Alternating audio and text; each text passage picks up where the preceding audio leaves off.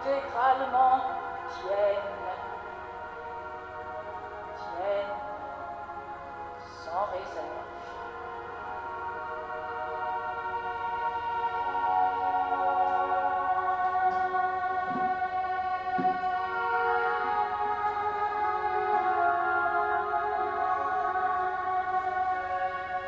I am absolutely and altogether thine, thine without reserve.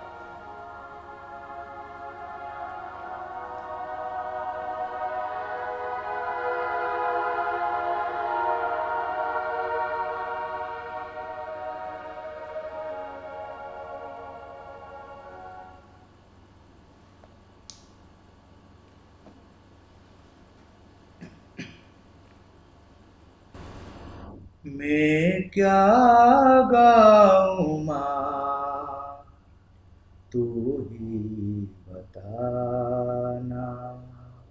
क्या गाऊं माँ, तू ही बताना। कंठ में मेरे सुर हो तुम्हारा, कंठ में मेरे सुर हो तुम्हारा। केवल तुम्हारा, केवल तुम्हारा। मैं क्या गाऊं माँ, तू ही बताना। क्या गाऊं माँ, तू ही बताना। जीवन ये मेरा गीत तुम्हारा, धुन है तुम्हारी, संगीत तुम्हारा। जीवन ये मेरा गीत तुम्हारा, धुन है तुम्हारी, संगीत तुम्हारा। धुन है तुम्हारी, संगीत तुम्हारा।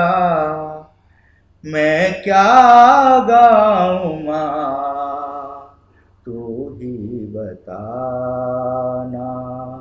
क्या गाऊं माँ, तू ही बताना।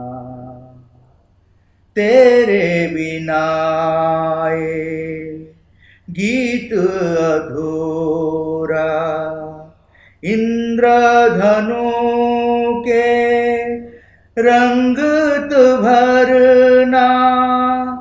तेरे बिना ये गीत अधूरा, इंद्रधनु के रंगत भरना।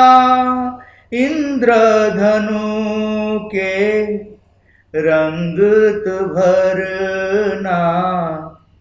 मैं क्या गाऊं माँ, तू ही बताना।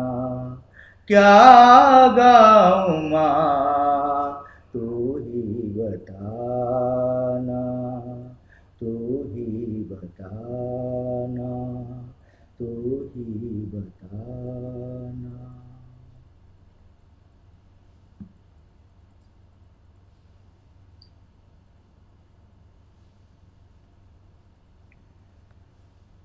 श्री माता शरणम मम, श्री अरविंद शरणम मम। उपस्थित सभी मातृ संतान को मेरा प्रणाम।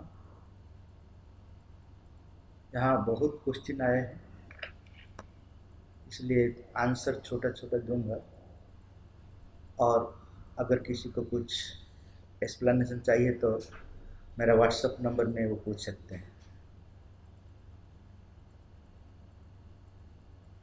पहला प्रश्न है, पूर्ण योग में सफलता के रहस्य क्या है?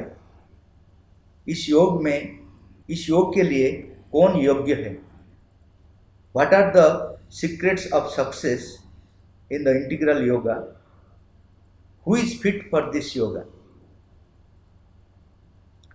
पहला चीज है, पूर्ण योग में हम लोग को जानना है कि किस लिए हम लोग ये योग को स्वीकार किया है। अगर हम लोग सोचते हैं कि हमारा जीवन अच्छा हो जाएगा, या शांति मिलेगा, या आनंद मिलेगा, या मैं बड़ा योगी बन जाऊंगा, सिद्ध पुरुष बन जाऊंगा, अगर ये सब उद्देश्य है तब सफल नहीं होंगे। वो सब परिणाम है, वो सब आएगा, लेकिन वो सब परिणाम है, वो हमारा लक्ष्य नहीं है, वो हमारा उद्देश्य नहीं है। उद्देश्य को जब, परिणाम को जब उद्देश्य का जैसा रख देते हैं तब विफल हो जाएगा। यहाँ एक ही मात्र उद्देश्य है, भगवान मुझसे क्या चाहते हैं,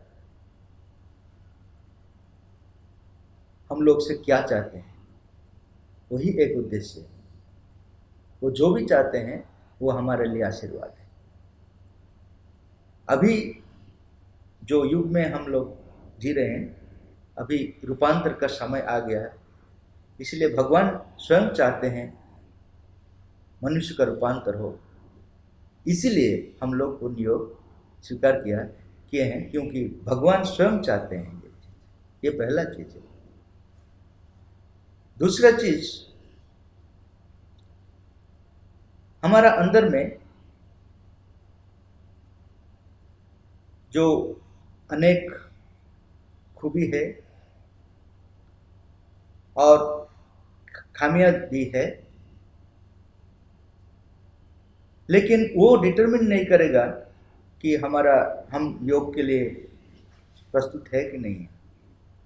श्री अरविंद बोल रहे हैं कि मैं बहुत आदमी को देखे जिसका अंदर में बहुत कुछ कमियां थी, लेकिन वो सक्सेसफुल हो गए, और कुछ लोग थे जिनका बहुत खूबियां थी लेकिन वो विफल हो गए। उसका कारण, जिसका अंदर में खामियां है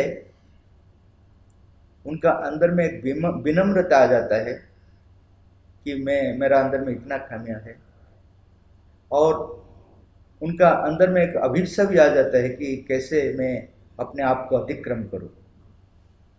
ये चीज साधना का सफलता के लिए बहुत जरूरी है।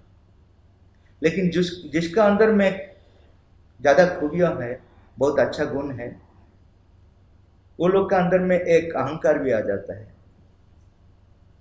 तो उनका पास जितना भी अच्छा गुण रहने से भी वो अहंकार रोक देता है, इसलिए वो असफल हो जाते हैं।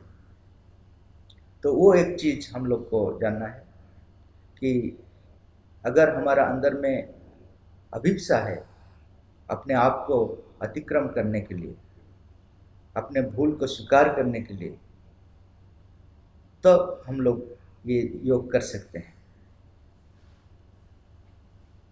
तीसरा है कि जब ये योग में हम लोग प्रवेश करते हैं तब हम लोग का अंदर में एक फीलिंग आता है कि मैं ये कर पाऊंगा कि नहीं कर पाऊंगा। इस समय हॉस्टाइल फोर्सेस भी रहते हैं, वो हमारे एक्सपीरियंस को थोड़ा एग्जिगरेट कर बोलते हैं कि तुम कभी ये कर नहीं पाओगे। लेकिन माता जी बोल रहे हैं कि वो भी गलत अनुभव है, उसको भी रिजेक्ट करना है।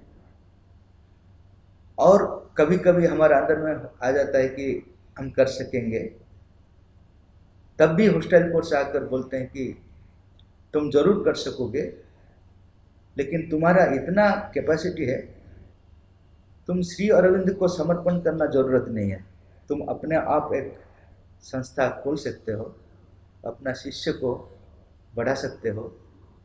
ऐसा एक रॉन्ग सजेशन भी हॉस्टाइल फोर्स देगा। अगर मेरा अंदर में कुछ कॉन्फिडेंस नहीं है तो उसका हिसाब से वो बोलेगा नहीं तुम ये योग कर नहीं पाओगे, डिप्रेशन दे देगा।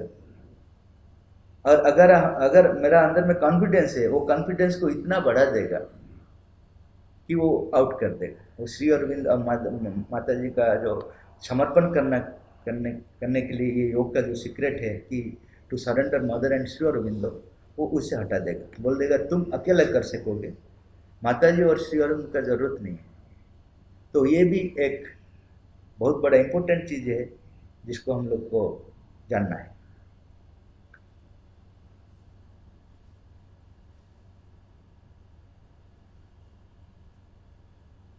और एक चीज श्री अरविंद बोल रहे हैं, जब ये योग का अंदर में हम लोग जाते हैं, हम लोग भगवान को एक लक्ष्य रखते हैं लेकिन अनेक से एक रखते हैं। मेरा अनेक लक्ष्य है, उनका साथ भगवान को भी एक लक्ष्य रखते हैं, तो इतना सक्सेसफुल नहीं होगा। माता जी बोल रहे हैं, श्री अरविंद बोल रहे हैं कि एक ही लक्ष्य रखना है, भगवान। बाकी जो है वो फिक्स करेंगे, भगवान फिक्स करेंगे मेरे लिए क्या जरूरत है क्या नहीं, मैं फिक्स कर नहीं करूँगा। मेरा एक ही चीज़ फिक्स करना है कि भगवान के लिए मैं जीऊँगा। बाकी मेरे लिए क्या जरूरत है, क्या करना है क्या नहीं करना है, ये सब वो फिक्स करेंगे, तब सक्सेसफुल हो जाएगा योग। लेकिन हम लोग अगर मेरा अंदर अदर एम्बिशंस है, बहुत कुछ एम्बिशंस है, उसका साथ ये योग भी एक एम्बिशन है, तो होगा नहीं। तो ये सभी में हम लोग एक चीज याद करना है, only Mother none other. Mother का अलावा और कुछ नहीं है। और जो कुछ है मदर अगर बोलेंगे, मदर अगर मुझे प्रेरणा देंगे कि ये करो वो करो, तो मैं करूँगा। नहीं तो मेरा एक ही लक्ष्य है, ओनली मदर नन अदर, तब सक्सेसफुल जरूर हो।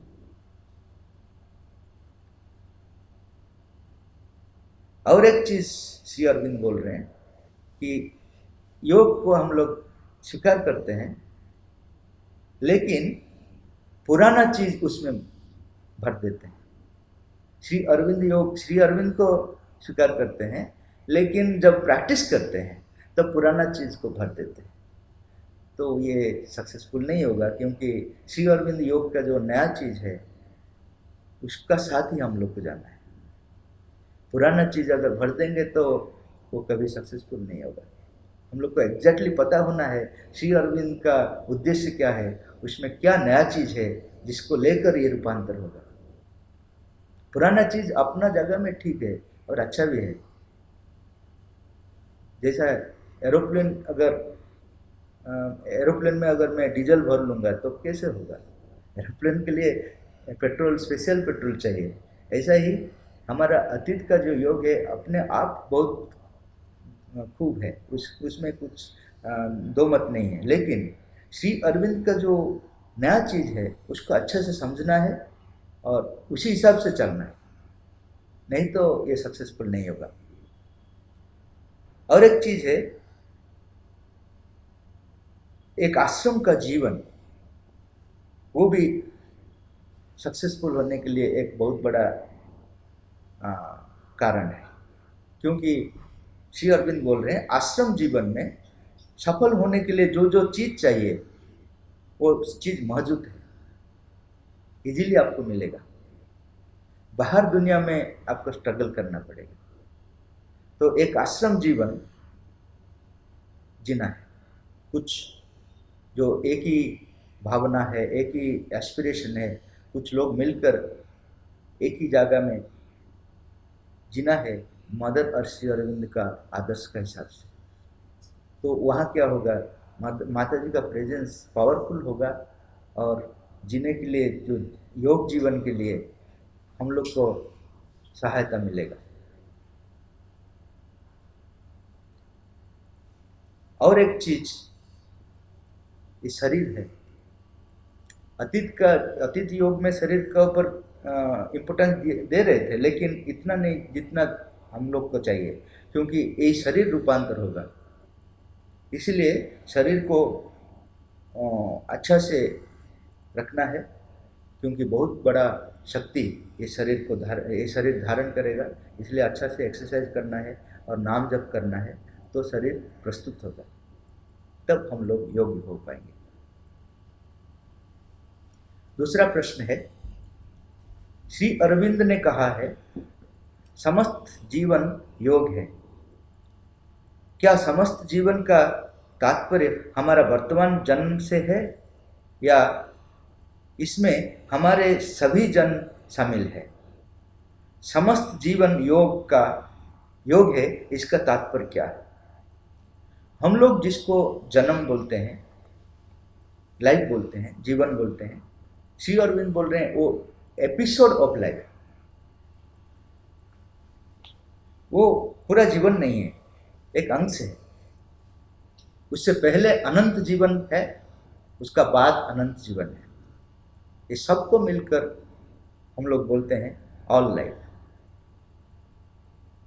दूसरा है, मेरा पर्सनल लाइफ को मैं सोच रहा हूँ कि मेरा लाइफ है, वो भी नहीं है। मैं हर आदमी का साथ जुड़ा हुआ हूँ, कलेक्टिवली मेरा जीवन हर आदमी के साथ जुड़ा हुआ, केवल आदमी नहीं है, हर चीज का साथ मेरा जुड़ा हुआ है। यूनिवर्सल लाइफ जो है उसका साथ मेरा लाइफ जुड़ा हुआ है। तो ये सब मिलकर ऑल लाइफ है। ऑल लाइफ इज योगा क्या है? ऑल लाइफ इज योगा मतलब है, लाइफ मीन्स योगा। लाइफ अपने आप भगवान का तरफ में जाता है। वो जो भगवान का तरफ में जाता है उसको बोलते हैं योगा। अगर हम लोग कॉन्शियसली करते हैं तो इजी हो जाता है, नहीं तो वो अपने आप, उसको बोलते हैं नेचर का थ्रू में, या स्पेसिस ऑफ द सोल। मनुष्य जाति का स्पेसिस ऑफ सोल है, ऐसा हर जाति का एक स्पेसिस ऑफ सोल है। वो रिस्पॉन्सिबिलिटी ले जाता है, वो हम लोग को आगे ले जाता है। तो योग हर मोमेंट में होता है। ऑल लाइफ इज योगा का मतलब हर मोमेंट में योगा होता है। कॉन्शियसली होता है या अनकॉन्शियसली होता है। कॉन्शियसली होने से वो हमारा बेनिफिट होता है। जैसे हम लोग जब बस में ट्रैवल करते हैं तो वो ड्राइवर का मर्जी का हिसाब से हम लोग को जाना है, वो जैसा हम लोग को लेगा। अगर हम अलग से एक कार लेकर जर्नी करेंगे तो हमारा फ्रीडम रहता है।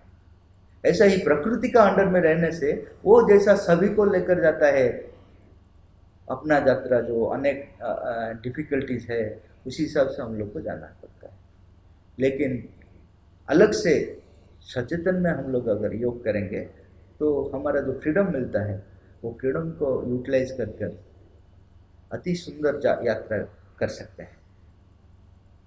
वही है। और दूसरा एक है ऑल लाइफ इज योगा का मतलब है कि ऑल फॉर्म्स ऑफ लाइफ, मैं जिस अवस्था में हूँ उस अवस्था से मैं ऊपर उठ सकता हूँ, भगवान से जुड़ सकता हूँ। All forms of life. अगर मैं दस्यु रत्नाकर जैसा हूँ, वहाँ से भी डायरेक्ट रास्ता है, कनेक्शन कर सकता हूँ भगवान के साथ। जो जिस अवस्था में है वहीं से वो भगवान के साथ कनेक्शन कर सकता है। अगर मैं नीचे गिर गया, वो नीचे से फिर एक डायरेक्ट कनेक्शन है भगवान के साथ। लेकिन हर लाइफ का अपना अपना एक्सपीरियंस है। जितना ऊपर जाएंगे उतना आनंददायक होगा, जितना नीचे जाएंगे उतना यंत्रणा पेनफुल होगा।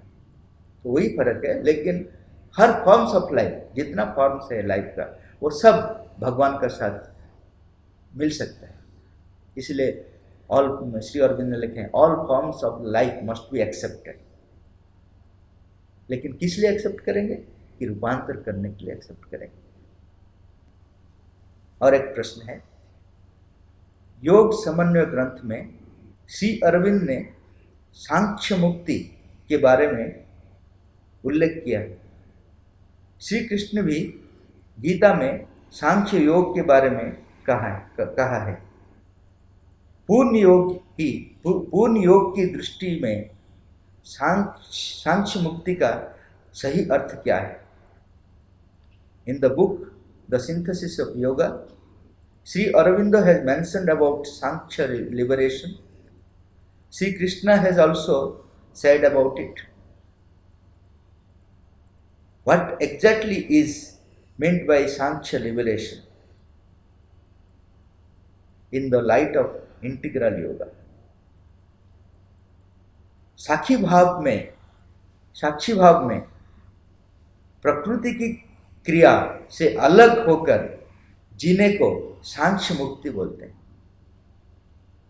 प्रकृति का क्रिया से हम अगर अलग हो जाएंगे साक्षी भाव से, उसको बोलते हैं सांख्य मुक्ति। ये सांख्य मुक्ति और वेदांत मुक्ति में थोड़ा फर्क है। सांख्य मुक्ति में प्रकृति पुरुष अनेक है, लेकिन वेदांत मुक्ति में पुरुष एक है, यही फर्क है। गीता क्या कर रहे हैं, ये जो वेदांत का मुक्ति और सांख्य का मुक्ति, जो दोनों को हार्मोनाइज कर बोल रहे हैं, ये दोनों अनुभव एक साथ हो सकते हैं। एक पुरुष और अनेक पुरुष, ये दोनों सत्य है, ये दोनों अनुभव सत्य है। ये गीता हार्मोनाइज किए हैं जो सांख्य मुक्ति और वेदांत मुक्ति का। श्री अरविंद योग में भी ये जरूरत है, लेकिन ये ऑन द वे। प्रकृति से अलग होना है ठीक है, लेकिन बाद में प्रकृति को रूपांतर करना, यही फर्क है। ये पुरुष का भाव हमारा भी जरूरत है, हम लोग भी अलग होना है कुछ समय, लेकिन बाद में मुक्ति का अनुभव पाना है। प्रकृति से अलग होकर मुक्ति का अनुभव पाना है, लेकिन मुक्ति का अनुभव पाने के बाद फिर प्रकृति का साथ हमारा संपर्क होना है, प्रकृति का रूपांतर करना है, यही फर्क है। और एक प्रश्न है, जैसा कि हर शिक्षा प्रणाली का एक केंद्रीय सत्य है, पूर्णांग शिक्षा का केंद्रीय सत्य क्या है? As there is a central truth of every form of education, what is the central truth of integral education? साधारण जो एजुकेशन है उसमें और कुछ नहीं, हमारा इंद्रिय भोग को कैसा ऑप्टिमाइज करेंगे, ज़्यादा से ज़्यादा बढ़ाएंगे, वही है साधारण एजुकेशन। हमारा एम्बिशन को कैसा बढ़ाएंगे, हमारा एंजॉयमेंट को कैसा बढ़ा सकते हैं, उसी का ऊपर रिसर्च कर रहे हैं ऑर्डिनरी एजुकेशन। मोरल एजुकेशन क्या करता है? ह्यूमनिटी, ह्यूमन का जो जीवन है वो कैसे पशु से बेहतर हो सकेगा, उसके लिए जो एजुकेशन है उसको हम लोग बोलते हैं मोरल एजुकेशन या एथिकल एजुकेशन। रिलीजियस एजुकेशन क्या है? धार्मिक शिक्षा, वो है भगवान को पाने के लिए रिलीजियस। लेकिन भगवान को पाने के लिए वो बोलते हैं जीवन से मुक्त होना है, नहीं तो भगवान को नहीं पाओगे। तो अल्टीमेटली हम लोग इधर है, रिलीजियस लाइफ मेंटेन कर रहे हैं, ठीक है, लेकिन अल्टीमेट लक्ष्य है मुक्ति। मुक्ति का मतलब ये जीवन से मुक्ति। श्री अरविंद योग का लक्ष्य है वो जो एजुकेशन क्या है कि योग को एक मेथोडिकल वे में प्रेजेंट कर बच्चों हर आदमी के लिए प्रस्तुत किया गया है, वो एजुकेशन है। लेकिन वो भी एक योग है, लेकिन एजुकेशन में फ्रीडम ज़्यादा है, मैं एक्सेप्ट करूँगा कि नहीं करूँगा, मैं सीखूँगा। लेकिन योग एक एक्सेप्ट करने के बाद मेरा सिंसियरिटी ज़्यादा होना है, उसका अंदर में प्रैक्टिस करना है, बहुत कुछ आ जाता है। लेकिन एजुकेशन में जो बच्चा है उसका सामने ये एक शिक्षा के लिए उपस्थापित करते हैं। तो central truth of integral education is to divinise our life. जीवन से मुक्ति नहीं है, जीवन में मुक्ति। भगवान को पाने से जीवन में मुक्ति हो जाए, मुक्ति पाएगी है, लेकिन वो जो मुक्ति जीवन का अंदर में पाना है, वही है श्री अरविंद शिक्षा का और योग का लक्ष्य। जीवन को कैसा दिव्य जीवन में रूपांतरित कर सकेंगे, वही है श्री अरविंद योग का लक्ष्य, श्री अरविंद एजुकेशन का लक्ष्य, यही फर्क है।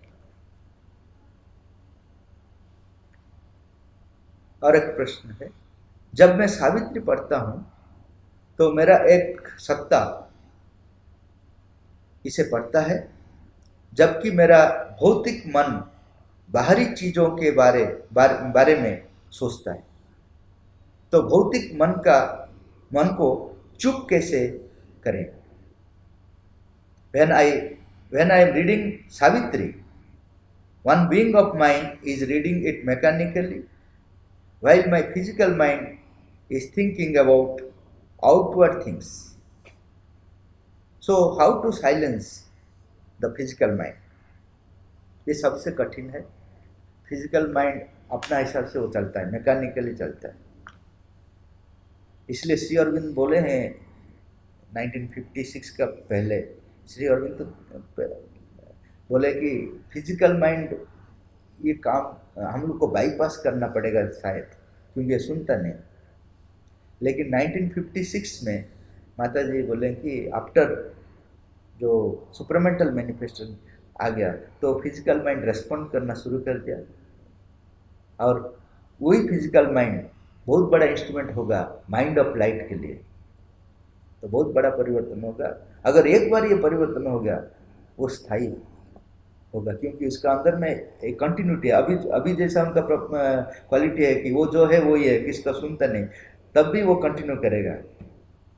उनका जो प्लस पॉइंट है, तब वो अतिमानस का अंडर में जब आएगा फिजिकल माइंड, तब वो चेंज होगा। लेकिन इससे पहले भी मन कुछ दूर तक नियंत्रण कर सकता है, लेकिन ज़्यादा दिन नहीं कर पाएगा। उसके बाद और एक हायर फोर्स है, वो साइकिक है। साइकिक अगर उनको अपने कंट्रोल में ले सकेगा, तब वो थोड़ा सुनेगा। हायर वाइटल वो भी थोड़ा कंट्रोल करता है, लेकिन हर चीज़ का एक थोड़ा छोटा रोल है फिजिकल माइंड को कंट्रोल करने के लिए। वो अपने हिसाब से वो चलता है, रिपीट करता है। उसका ऊपर इम्पोर्टेंस नहीं देने से हमारा अच्छा है। वो अपने आप चलने दो, उसका ऊपर इम्पोर्टेंस नहीं देने से वो थोड़ा सा स्लो डाउन हो जाता है। अगर हम इम्पोर्टेंस देते हैं तो वो ज़्यादा एक्टिव हो जाता है।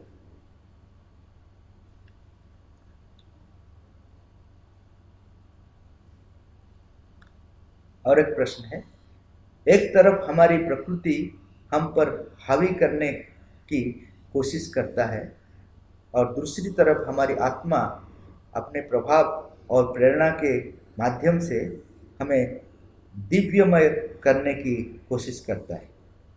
इस स्थिति में जब प्रकृति और आत्मा आमने सामने हो तो हम क्या करें?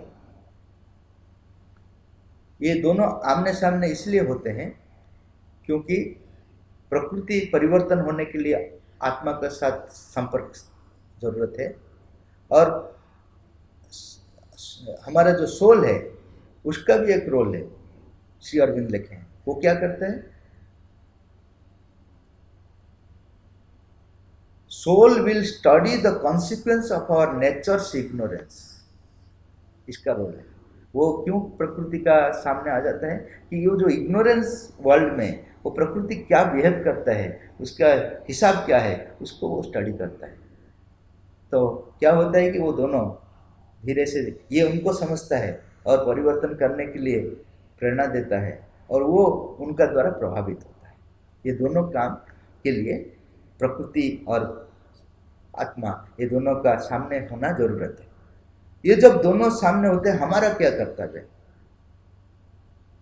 हम क्या कर सकते हैं कि प्रकृति को ऑब्जर्व कर सकते हैं, नियंत्रण कर सकते हैं और आत्मा से प्रेरणा ले सकते हैं।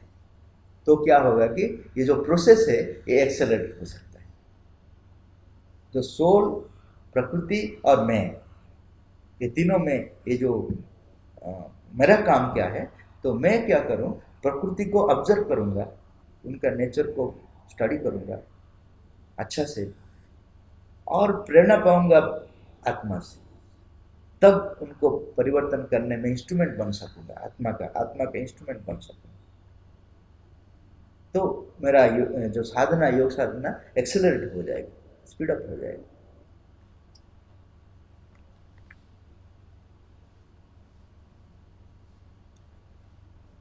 और एक प्रश्न है, जब किसी को पता चलता है कि सभी समस्या बाहर नहीं बल्कि अंदर में है, तो हम इस अंदरूनी कठिनाइयों को कैसे दूर करेंगे?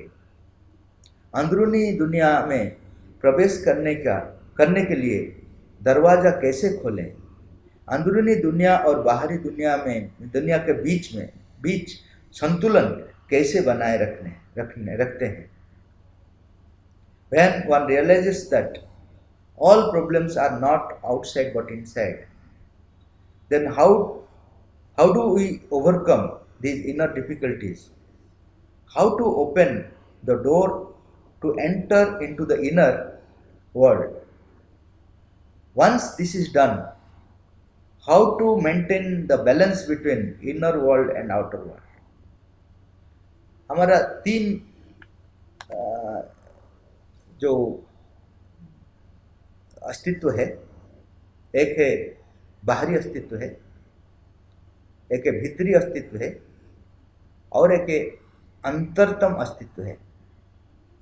बाहर का जो है वो उसको हम लोग बोलते हैं बाह्य मन, बाह्य प्राण और बाह्य शरीर, ये बाहर का है।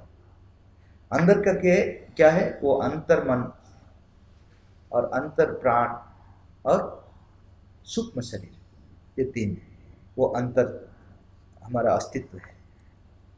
इसका अलावा हमारा और एक अंतरतम अस्तित्व है। उसमें क्या है?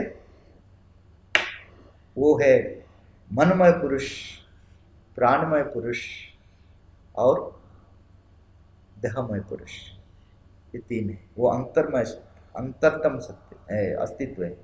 उसका पीछे साइकिक और सोल, ये है हमारा कॉन्स्टिट्यूशन है। तो जब हम लोग जीवन शुरू करते हैं तो बाहर से शुरू करते हैं जनरली।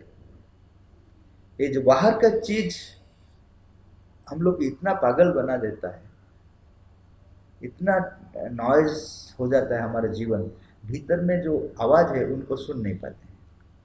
इसलिए माता जी बोल रहे हैं कि अंतरतम जीवन को जाने के लिए, भीतरी जीवन को जाने के लिए पहला चीज है आपका नॉइज बंद करो। ये पहला चीज है। इतना नॉइजफुल है बाहर का दुनिया, इतना अट्रैक्शंस है, उसमें हम लोग फंस जाते हैं। अंदर में एक वॉइस है लेकिन वो इतना जेंटल है, अगर आप कंसंट्रेट नहीं करेंगे, एकाग्र नहीं होंगे तो सुन नहीं पाएंगे। तो अंतरतम जीवन के लिए पहला चीज है बाहर का नॉइज को साइलेंट करो। इसके लिए पहले बोल रहे हैं कि तुम जो बोलते हैं उसको पहले रोको। जितना आवश्यक है, जितना ज़रूरत है उतना बोलो, नहीं तो चुप रहो। ये प्रैक्टिस करो, साइलेंट, एक्सटर्नल साइलेंस, जितना ज़रूरत है उतना। और जितना आकर्षण है वो सबका पीछे मत भागो, जितना ज़रूरत है उतना तक जाओ। मना नहीं करते हैं बाहर का चीज़, लेकिन जितना ज़रूरत है उतना जाओ, सबका पीछे मत भागो। हमारे पास जितना भी है फिर भी हम लोग असंतुष्ट है, बोलते हैं और कुछ चाहिए। ऐसा करने से अंदर को नहीं जा पाएंगे। ठीक है, बाहर का चीज़ का ज़रूरत है, जितना ज़रूरत है ले जाओ, थोड़ा इधर उधर होगा लेकिन ले जाओ। लेकिन जितना कम करोगे, जितना लिमिट रहोगे, उतना तुम्हारा अंदर का वॉइस तुमको अट्रैक्ट करेगा। और अंदर का वॉइस इतना स्वीट है कि धीरे धीरे लगेगा कि वही है असल जीवन। ये बाहर का जीवन कुछ नहीं है, असल जीवन वही है। तो वो जब अच्छा लगने लगेगा तब तुम देखोगे कि अंदर में क्या सब है, अंदर का जीवन क्या है। माता जी बोल रहे हैं बाहर का जो समस्या है उसका समस्या का समाधान का सीक्रेट अंदर का जीवन में, इनर लाइफ में। एक एग्जाम्पल दिया है माता जी कि एक जो वॉच है ये घूमता है, अगर लेट हो जाएगा, हम लोग अगर ऊपर से ठीक कर देते हैं 5 मिनट के बाद फिर वो लेट चलेगा। लेकिन उसका जो सीक्रेट है उनका अंदर में अगर ठीक कर देंगे तो बाहर का ठीक हो जाएगा। वैसा ही हमारा जीवन का जितना भी प्रॉब्लम है हम लोग बाहर से समाधान करने के लिए चाहते हैं, समाधान होता है लेकिन बाद में और एक रूप में वो आ जाता है। लेकिन हमारा अंदर में उनका सीक्रेट है, उसको अगर हम लोग रेगुलेट कर सकेंगे तब वो समस्या समाधान हो। तब हमारा इंटरेस्ट भी बढ़ते जाएगा क्योंकि हर चीज़ उसमें है। हमारा जीवन का जो सीक्रेट सब उसमें है, बाहर में नहीं है। बाहर को रिजेक्ट नहीं करना है, लेकिन बाहर को अंदर का जीवन का साथ मिलाना है। तो कैसे मिलाएंगे? तो माता जी बोल रहे हैं वो जो कंसंट्रेशन है, दिस दूसरा वेरी इंपॉर्टेंट पॉइंट है, हमारा अंदर में माता जी का प्रेजेंस वो फील करना है, इमेजिन करना है पहले कि मेरा अंदर में माता जी है, वो गाइड कर रहे हैं, वो मुझे प्रेरणा दे रहे हैं। ये अगर हर टाइम हम लोग सोचेंगे कि अंदर में माता जी है, वो मुझे गाइड कर रहे हैं, मेरा जीवन को परिचालन कर, तो ऑटोमेटिकली मेरा लाइफ इनवर्ड हो जाएगा। ऑटोमेटिकली ध्यान करेंगे, कंसंट्रेशन करेंगे। इसका अलावा दिस इज़ वेरी इंपॉर्टेंट कि हर टाइम हम लोग सोचेंगे कि मेरा अंदर में माता जी है और वो मेरा जीवन को परिचालित करें। वो सोचना है पहले, इमेजिन करना है, बाद में वो एक्सपीरियंस आ जाएगा कि सही में वो है। और बाहर का जो जीवन का जजमेंट कम करना है, जितना जजमेंट कम करोगे उतना तुम अंदर जा पाओगे। जितना हर चीज़ में जजमेंट दे दोगे तब नहीं होगा। और एक चीज़ है, हर चीज़ को प्यार करना सीखना है। हर चीज़ को प्यार का मतलब नहीं है कि ये मेरा है इसलिए मैं प्यार कर रहा हूँ, वो प्यार नहीं है। हर चीज़ को प्यार करना है क्योंकि हर चीज़ में माता जी है, तो वो भी हमारे अंदर जाने का कैपेसिटी बढ़ा देता है। तो ऐसा बहुत कुछ डिसिप्लिन है, वो डिसिप्लिन हम लोग को करना है। नाम जप करना है, मेडिटेशन करना है, कंसंट्रेशन करना है, बाहर का चीज़ को थोड़ा अपना नियंत्रण में ले आना है, अंदर का वॉइस को सुनने के लिए प्रयत्न करना है। ये सब चीज़ आउटर और इनर लाइफ का बैलेंस बना देगा, लेकिन समय लगेगा।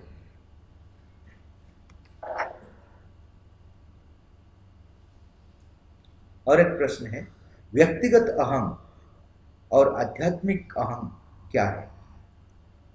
दोनों को कैसे पहचान जा सकता है और कौन सा ज़्यादा खतरनाक है? पर्सनल ईगो, जो व्यक्तिगत अहम, ये आध्यात्मिक अहम भी हो सकता है। ऐसा नहीं है कि ये जो आध्यात्मिक अहम पर्सनल नहीं है, पर्सनल है, उसका भी कलेक्टिव है। पर्सनल अहम में साधारण अहंग आता है, आध्यात्मिक अहंग भी आता है। कलेक्टिव अहंग में साधारण अहंग आता है, कलेक्टिव अहंग भी आता है। साधारण अहंग क्या है? मेरा मन, मेरा प्राण, मेरा शरीर का जो अपना अपना चीज़ है, उसको लिए वो सोचता है कि मन सोचता है कि मैं जो जानता हूँ, मेरा जो धारणा है वो ठीक है। ये सब अहंकार है। मेरा प्राण बोलता है कि मेरा ये इतना मैं कर पाऊंगा, शक्ति है, मैं ये करूंगा, मेरा जो कामना है, वासना है, उसके लिए उसका ऊपर भी मेरा अहंकार है। ऐसा शरीर का जो हैबिट्स है उसमें अहंकार है। इसमें भी 3 टाइप्स है। एक है तामसिक अहंग है। तामसिक अहंग में कुछ कर नहीं पाऊंगा, मैं दूसरों से अलग हूँ। कैसे अलग हूँ? मैं कुछ नहीं कर पाऊंगा इसलिए मैं अलग हूँ, वो तामसिक अहंग। राजसिक अहंग क्या है कि मैं ही कर पाऊंगा और कोई कर नहीं पाएगा, मैं दूसरों से अलग हूँ। सात्विक अहंग क्या है कि मेरा कुछ क्वालिटीज है, गुड क्वालिटीज है, वो क्वालिटीज के लिए मेरा अंदर में एक अहंकार है। स्पिरिचुअल अहंकार क्या है कि मेरा कुछ अनुभव आ गया, स्पिरिचुअल अनुभव आ गया, माता जी का प्रेजेंस अगर मैं फील कर रहा हूँ तो मैं बोलूँगा कि मेरा पास हर टाइम मदर रहते हैं, आप लोग के पास मदर नहीं रहते हैं। तो स्पिरिचुअल एक्सपीरियंस मेरा इतना है, आप लोग का कुछ नहीं है। तो ये जो स्पिरिचुअल अहंकार हर जगह में अहंकार है। व्यक्तिगत स्तर में है, समूह स्तर में है, फैमिली में भी मेरा अपना फैमिली है, मैं हमारा फैमिली में हर आदमी अच्छा है, हर आदमी कुछ कर सकता है, कलेक्टिव अहंग है। तो उसमें भी स्पिरिचुअल ईगो है। हमारा फैमिली में सब भक्त है, ऐसा कलेक्टिवली, जैसा हम लोग बोलते हैं India is a spiritual country, उसमें सत्य है और अहंकार भी है, ये दोनों मिलकर है। सत्य है एक्चुअली इंडिया स्पिरिचुअल कंट्री, लेकिन इसको लेकर हमारा अंदर में एक गर्व भी है, प्राउडनेस है कि हाँ हम अलग है दुनिया से। तो वो जो ईगो इंडिविजुअल लेवल में होता है, कलेक्टिव लेवल में भी होता है। तो स्पिरिचुअल ईगो डेंजरस है। कौन सा ईगो डेंजरस है पूछ रहा है? स्पिरिचुअल ईगो डेंजरस है, क्योंकि स्पिरिचुअल ईगो में पता नहीं चलता है कि हमारा ईगो है, क्योंकि वो अच्छा अनुभव एक्सपीरियंस सब रहता है, दूसरों से बहुत अच्छा है, मैं अच्छा स्तर में हूँ, भगवान का प्रेजेंस फील कर रहा हूँ। तो ये सब चीज़ में मुझे कहाँ पता चलेगा कि मेरा अंदर में ईगो है? ईगो छद्म रूप में और भी डेंजरस लेवल में मुझे यूज कर रहे हैं, लेकिन मुझे पता नहीं चलता है, एक चीज़। दूसरा चीज़ है, साधारण ईगो को दूसरा आदमी भी पॉइंट आउट कर सकता है, तुम्हारा ईगो है। यहाँ कोई पॉइंट आउट नहीं करेगा, बोलेगा ये आपका बहुत बड़ा अच्छा गुण है। जो भी एक स्पिरिचुअल आदमी बोलेगा वो उसको वो लॉजिकली प्रूव कर दे कि वो बहुत अच्छा गुण है, दैवी गुण है बोल दे। तो उसमें रिकॉग्नाइज करने का प्रॉब्लम है, इसलिए वो बहुत डेंजरस है, क्योंकि उससे निकल आने के लिए रास्ता नहीं है। स्पेशल ग्रेस चाहिए कि वो एक आदमी पहचान पाएगा कि उसका अंदर में स्पिरिचुअल ईगो है।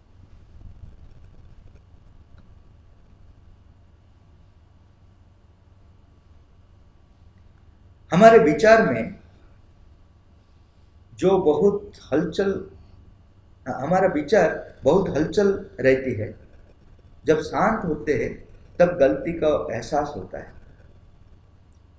तो हम कैसे हर समय अपने विचारों के प्रति सजग हो सकते हैं और विचारों का आक्रमण से पहले या आक्रमण समय में उनसे कैसे बच सकते हैं? There is so much movement in our thoughts.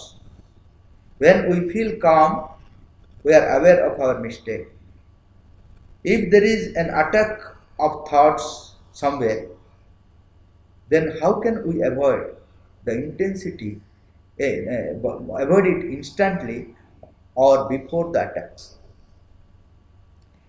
ये थॉट्स जो है, इसका साथ हमारा कामना वासना के साथ इंटीमेट रिलेशनशिप है। श्री अरविंद बोल रहे, जब तक डिजायर को कंट्रोल नहीं कर पाओगे, थॉट्स को भी कंट्रोल नहीं कर पाओगे। थॉट्स और डिजायर ये दोनों इंटरलिंक्ड है। थॉट्स को कंट्रोल करने से डिजायर कंट्रोल करने के लिए हेल्प मिलेगा, डिजायर्स को कंट्रोल करने से थॉट को कंट्रोल करने के लिए हेल्प मिलेगा। तो केवल थॉट को कंट्रोल करने से थॉट कंट्रोल नहीं होगा, क्योंकि डिजायर अगर रहता है तो वो डिस्टर्ब करेगा ही करेगा। हमारा अंदर में डिजायर है तो वो डिस्टर्ब करेगा, जितना भी आप कंट्रोल करें ठीक समय में वो डिस्टर्ब करेगा। मुझे वो चाहिए बोले, माइंड डिस्टर्ब हो जाएगा। तो ये जो डिजायर और थॉट्स, ये दोनों को हमारे प्रोजेक्ट में लेना है। डिजायर को कंट्रोल करना है, इधर थॉट को ऑब्जर्व करना है। थॉट को जब हम लोग ऑब्जर्व करते हैं, माता जी बोल रहे हैं, कंट्रोल का काम शुरू हो जाता है। उसका बाद आप लोग को, हम लोग को पता चलेगा कि कौन सा थॉट हमको हेल्प करता है, कौन सा थॉट हमको बिगाड़ देता है, ये दोनों पता चलेगा। लेकिन पता चलने से भी काफ़ी नहीं है, क्योंकि जो थॉट हमको नहीं चाहिए उसको बंद करना इतना आसान नहीं है। वो आएगा, अपना हिसाब से आएगा, उसको रिजेक्ट कर नहीं पाओगे आप, उतना बल नहीं है हमारे पास। तो क्या करेंगे? माता जी बोल रहे हैं, don't look to it, importance मत दो, तो अपने आप वो धीरे धीरे वीक होते जाएगा। जिस थॉट को तुम इंपोर्टेंस नहीं दोगे वो अपने आप रिजेक्ट होते जाएगा। लेकिन उसका बाद वो कहाँ चले जाएगा? वो अवचेतना में चले जाएगा, सबकॉन्शियस में चले जाएगा। उसको फिर कंट्रोल करना है। उसको कैसे कंट्रोल करेंगे? श्री अरविंद बोल रहे हैं कि सोने से पहले एक संकल्प लेना है कि ऐसा थॉट मेरा अंदर में नहीं आना है।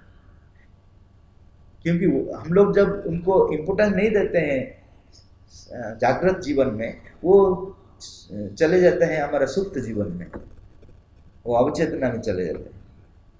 तो हमारा अंदर में वो नहीं है, अवचेतना हमारा अंदर में नहीं, तो उसको कैसे पकड़ेंगे? तो श्री अरविंद बोल रहे हैं कि सोने का पहले अगर तुम संकल्प ले जाते हो तो सबकॉन्शियस क्या करता है कि इसका जो संकल्प वो धीरे धीरे सुनने लगता है। It will obey the conscious decision, the conscious will. जो कॉन्शियस विल हम लोग लेते हैं, संकल्प लेते हैं कि मेरा अंदर में ये भावना नहीं आना है, वो सबकॉन्शियस सुनने लगता है धीरे धीरे, वो भी अलाउ नहीं करेगा। लेकिन फाइनली सुपरमेंटल फोर्स उसको ट्रांसफॉर्म करेगा। उसका पहले जो जो चैत्य जीवन वो भी थॉट को अपना अंडर में रखेगा।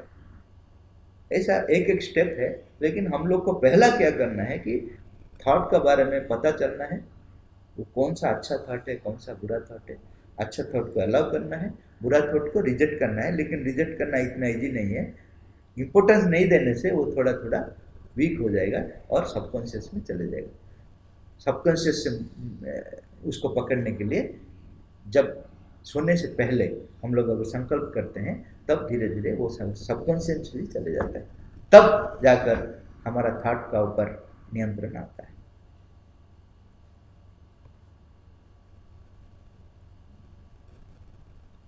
ऐसा कहा जाता है कि खुशी का रहस्य अंदरूनी है।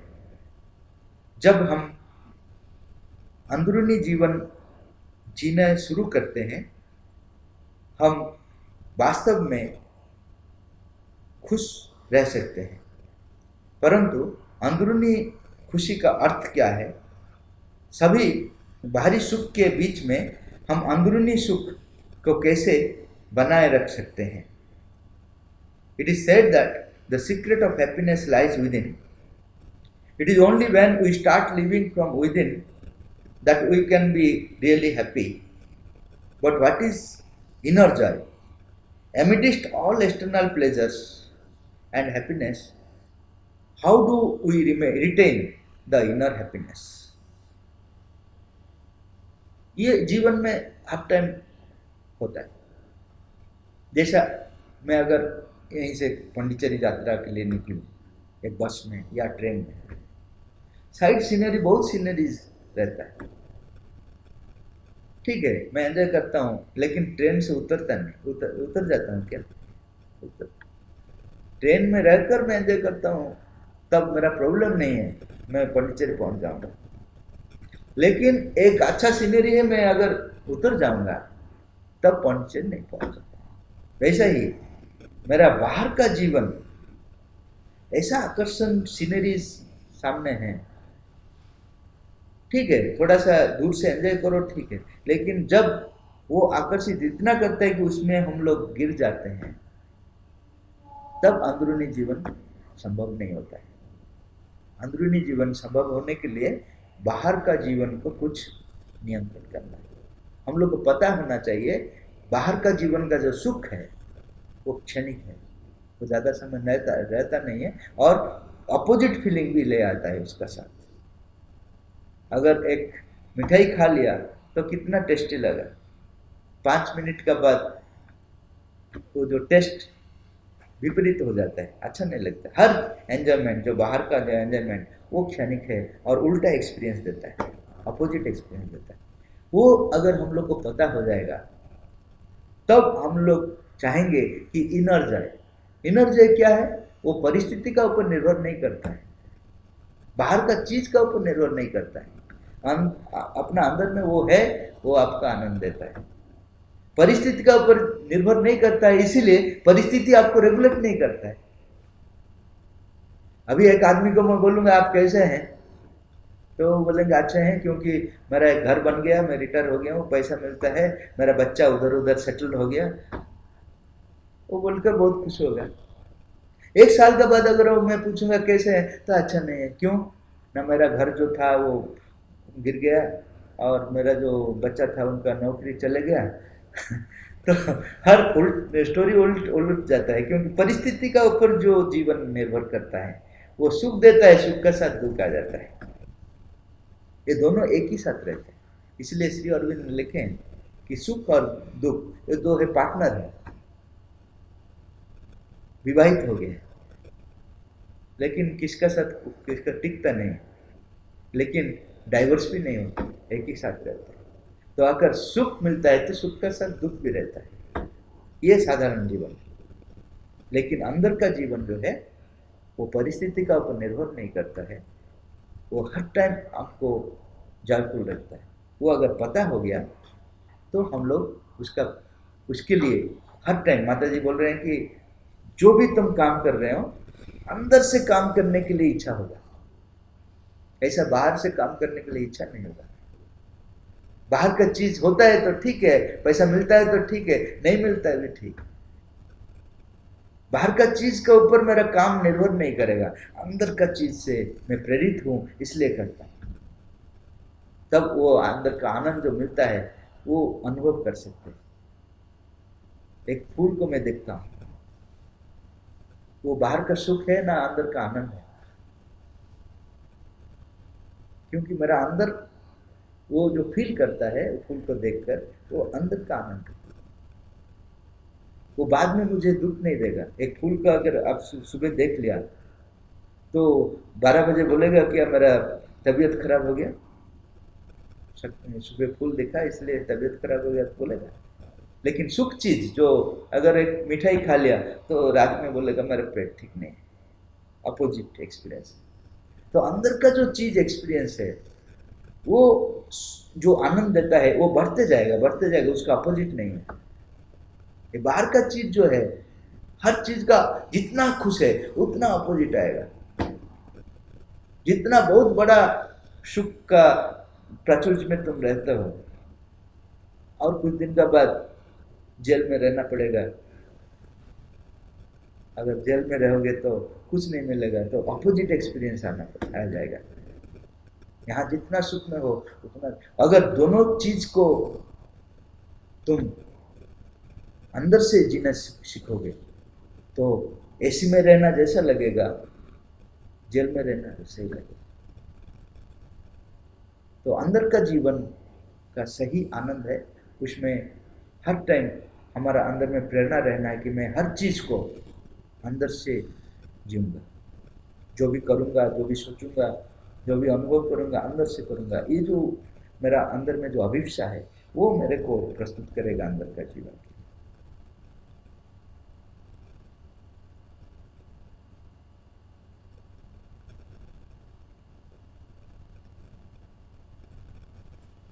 हम जानते हैं कि हम अपने जन्म से ही अपने भाग्य को लेकर चलते हैं। क्या इसमें कोई सच्चाई है? क्या इस जीवन में हमारे भाग्य को बदल सकते हैं? We have known that we carry our fate right from our birth. Is there really some truth in this? Can our fate be changed in this life? माता जी को ये प्रश्न पूछा था।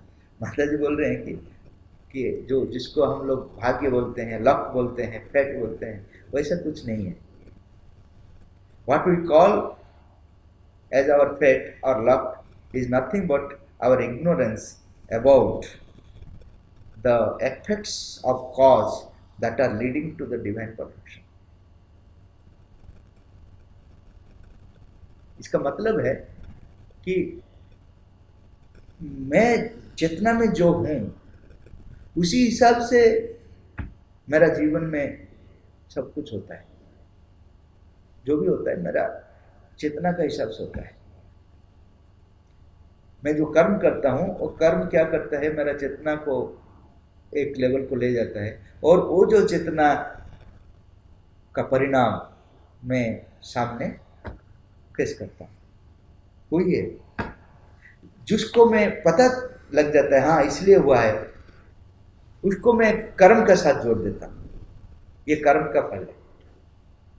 जिसको मैं जोड़ नहीं पाता हूं उसको बोलते हैं लक और भाग्य बोलते हैं। लेकिन हर चीज जो भी मेरे लिए होता है, हर चीज मेरा चेतना का हिसाब से ही मिलता है और कुछ नहीं। अभी हमारा दृष्टि से देखेंगे ये जो भाग्य जो बोलते हैं वो क्या है। मेरा मैं चेतना के हिसाब से हूँ, उसी हिसाब से चीज होगा। मेरा चारों तरफ में 3 प्रकार शक्ति है, मुझे प्रभावित करता है। एक है प्रकृति, नेचर। दूसरा है दैवी शक्ति, ये जो देवता लोग हैं उनका अपना प्रभाव हमारा ऊपर है, देवताओं है। तीसरा है होस्टाइल फोर्स, विरोधी शक्ति। अब इस तीनों का ऊपर है भगवान का परम जो भगवान है उनका भी प्रभाव हमारा पास है। मेनली ये 3 हमारा इमीडिएटली हमारे पास है और भगवान का शक्ति भी पीछे में है।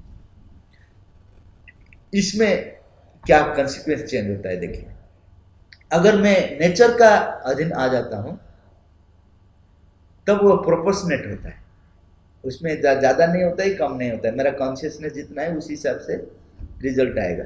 जैसा अगर मैं आग में मेरा फिंगर डालूं तो जला देगा, कितना जला दूंगा ना जितना मैं डालूंगा, वो परफेक्ट इक्वेशन है, इधर उधर नहीं होगा। मैं जितना जैसा करूंगा उसका रिजल्ट आएगा। प्रकृति का प्रभाव में मेरा कॉन्शियसनेस जो है उसी का परिणाम मैं पाऊंगा। अगर मैं आ गया देवताओं का अधीन में तो मेरा भाग्य खुल जाएगा।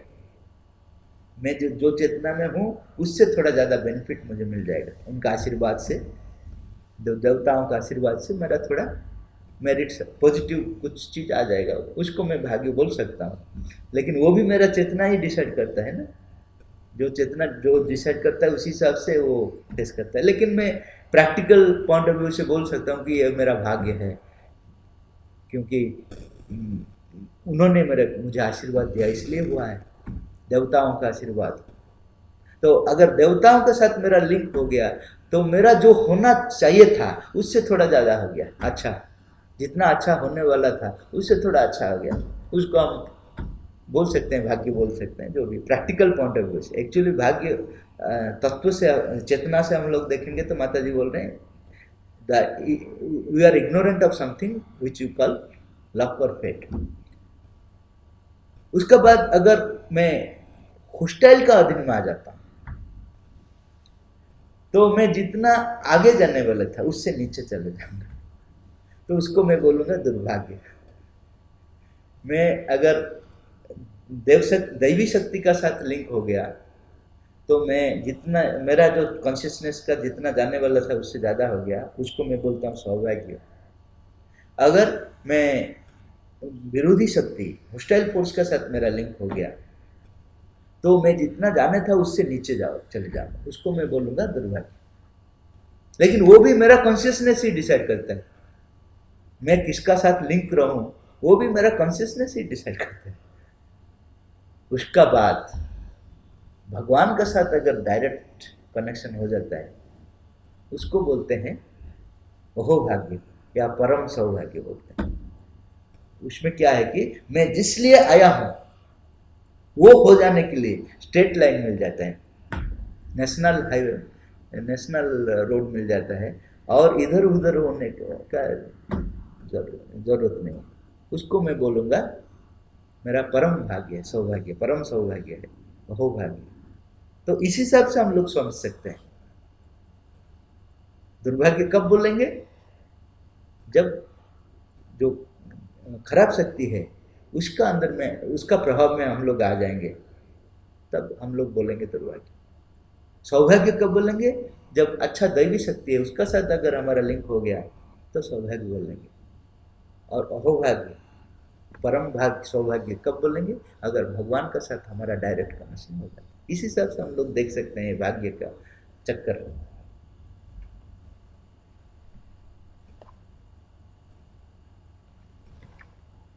व्यक्तिगत स्तर पर समर्पण कैसे शुरू करें? प्रत्येक क्षण भगवान को याद करना और अपना प्रत्येक कर्म उनको समर्पित करना, क्या ये व्यक्तिगत प्रयास माना जाएगा? व्यक्तिगत समर्पण शुरू होता है डिसीजन से। मैं भगवान का सामने मेरा जीवन को समर्पित कर रहा हूँ, वो मेरा जीवन का दायित्व लेंगे।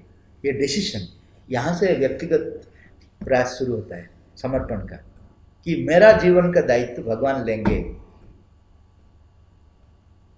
ये डिसीजन कहाँ से आता है? माता जी बोल रहे हैं दो स्तर से आता है। एक है अंदर का एक फीलिंग है, इंट्यूटिव फीलिंग है कि यही ठीक है, मैं अपने आप कुछ नहीं हूँ, भगवान का साथ अगर जीऊँगा तो मेरा जीवन का मूल्य है, वो एक फीलिंग आ जाएगा। नहीं तो एक प्रेम है, भक्ति है, वो भी मेरे को ये डिसीजन लेने के लिए प्रेरित करेगा। तो वो ये पहला है, ये डिसीजन मैं समर्पित करूँगा। वो समर्पण में भी माता जी बोल रहे हैं पहले त्याग से शुरू हो सकता है। त्याग का मतलब मैं जो दे रहा हूँ वो मेरा है, भगवान को दे रहा हूँ, इसलिए थोड़ा कष्ट भी लगता है। भगवान का चीज़ भगवान को नहीं दे रहा हूँ, मेरा चीज़ भगवान को दे रहा हूँ, इसलिए मेरा अंदर में एक पेन एक्सपीरियंस है। लेकिन वो शुरुआत में वो ऐसा ही शुरू होता है, 99% ऐसा ही शुरू होता है। त्याग का बाद अर्पण है। अर्पण का मतलब मैं अपने आप को नहीं देता हूँ, मेरा जो है वो चीज़ देता हूँ, वो अर्पण बोलते हैं। मैं अपने आप को नहीं देता, मेरा जो है देते देते ऐसा एक पोजीशन में आ जाता हूँ, उसमें मैं भी चले जाता हूँ। अर्पण का जो फाइनल पोजीशन है वो समर्पण है, लेकिन अर्पण से शुरू होता है। ऐसा भी आदमी शुरू करते हैं, देते रहते हैं, ऐसा देते देते वो अपने आप को दे देते हैं, समर्पण हो जाता है। लेकिन पहले अर्पण से शुरू होता है। और कुछ आदमी है वो समर्पण से शुरू करते हैं, लेकिन थोड़ा सा समर्पण से शुरू करते हैं, अपने आप को देते हैं, लेकिन थोड़ा सा देते हैं, थोड़ा सा धीरे धीरे बढ़ा देते हैं, पूर्ण समर्पण का तरफ में जाता है। तो समर्पण का जो बिगिनिंग पॉइंट है वेरियस पॉइंट से होता है, त्याग से होता है, अर्पण से होता है, समर्पण से ही होता है, लेकिन समर्पण थोड़ा शुरू से कम होता है, उसका बाद ज़्यादा ज़्यादा आता है। समर्पण का मतलब है अपने आप को दे देना भगवान के पास। अर्पण का मतलब है अपना जो पास में जो है उसको दे देना। अर्पण फाइनली समर्पण का रूप ले जाता है, त्याग फाइनली समर्पण का रूप ले जाता है। समर्पण का जो छोटा सा समर्पण का फीलिंग हमारे पास आया था, वो भी फाइनली कंप्लीट समर्पण का शेप ले जाता है। जो प्रश्न आया है कि प्रत्येक क्षण भगवान का याद करना और अपना प्रत्येक कर्म उनको अर्पित करना, क्या इसे व्यक्तिगत प्रयास माना जाता है? हाँ, ये भी व्यक्तिगत प्रयास से आता है। व्यक्तिगत प्रयास तब तक होता है जब तक साइकिक बीइंग सामने नहीं आता है। साइकिक बीइंग आने से भी व्यक्तिगत समर्पण का रोल रहता है, लेकिन वो व्यक्तिगत समर्पण इतना आनंददायक हो जाता है, इतना स्पॉन्टेनियस हो जाता है, उसको हम लोग व्यक्तिगत समर्पण बोल नहीं सकते हैं। लेकिन सही व्यक्तिगत समर्पण का अंत साइकिक बीइंग जागृत हो जाने के बाद ही शुरू होता है। उसका पहले हम लोग को हर टाइम पर्सनल एफर्ट देना है, करना है। क्या हमारे प्रयास का परिणाम कृपा है या कृपा का परिणाम हमारा प्रयास है? Is the grace outcome of our effort और our effort outcome of the grace? ये निर्भर करता है हम कहाँ से देखते हैं। अगर नीचे से देखते हैं तो प्रयास से कृपा बनता है। अगर ऊपर से देखते हैं, कृपा ही प्रयास करती है। कृपा का अन्य रूप प्रयास है। कृपा ही हमारा अंदर में प्रयास का रूप लेता है। ये दोनों कहाँ से आप देखते हैं वहाँ से पता चलता है। जैसा अर्जुन को श्री कृष्ण बोले हैं कि तुम प्रयास करो, कर्म करो, लेकिन तुम्हारा हाथ में फल नहीं है, फल मैं दूंगा। फल का अधिकारी तुम नहीं हो, मैं दूंगा, लेकिन तुमको करना है, प्रयास तुमको करना है। फल का मतलब उनका कृपा, प्रयास कृपा का पहले बोल दिया, लेकिन लास्ट में क्या बोले? हर चीज मैं करता हूं, तुम निमित्त मात्र हो।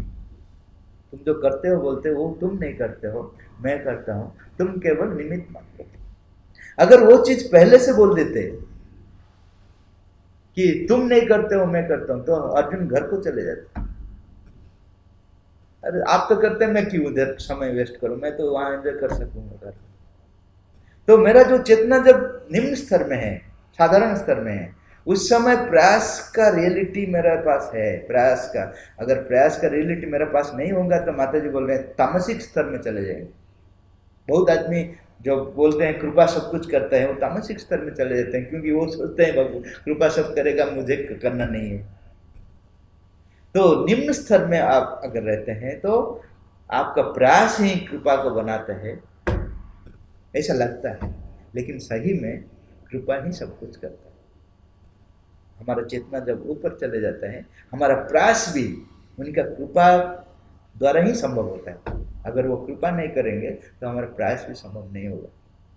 लेकिन अब हम लोग ऐसे बोलेंगे तो काम नहीं कर पाएंगे, साधना नहीं कर पाएंगे। अभी क्या बोलना है कि मेरे को करना है, बाकी कृपा का ऊपर छोड़ देना है, वो क्या करेंगे नहीं करेंगे, लेकिन मुझे करना है।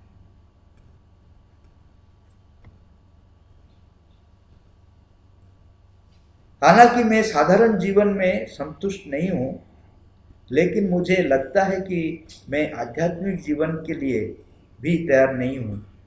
मुझे डर है कि अगर मैं साधारण जीवन को छोड़ दूंगा और आध्यात्मिक जीवन में पूरी तरह अग्रसर ना हो पाऊं, तो मैं खुद को कहीं पर नहीं पाऊंगा।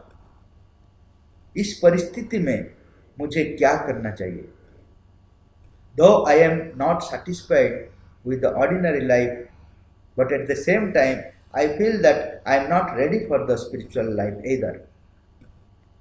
I am afraid that if I leave the first and would be unable to take up the latter strongly, I would find myself nowhere.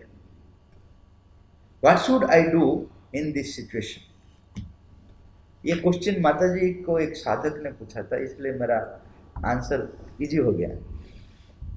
Same प्रश्न पूछे थे कि मैं ऑर्डिनरी लाइफ मुझे अच्छा नहीं लगता है, आध्यात्मिक जीवन के लिए मैं प्रस्तुत नहीं हूँ। ये डर लगता है कि क्या करूँ, अगर आध्यात्मिक जीवन ले जाऊंगा, अगर कर नहीं पाऊंगा तो मेरा स्थिति क्या हो।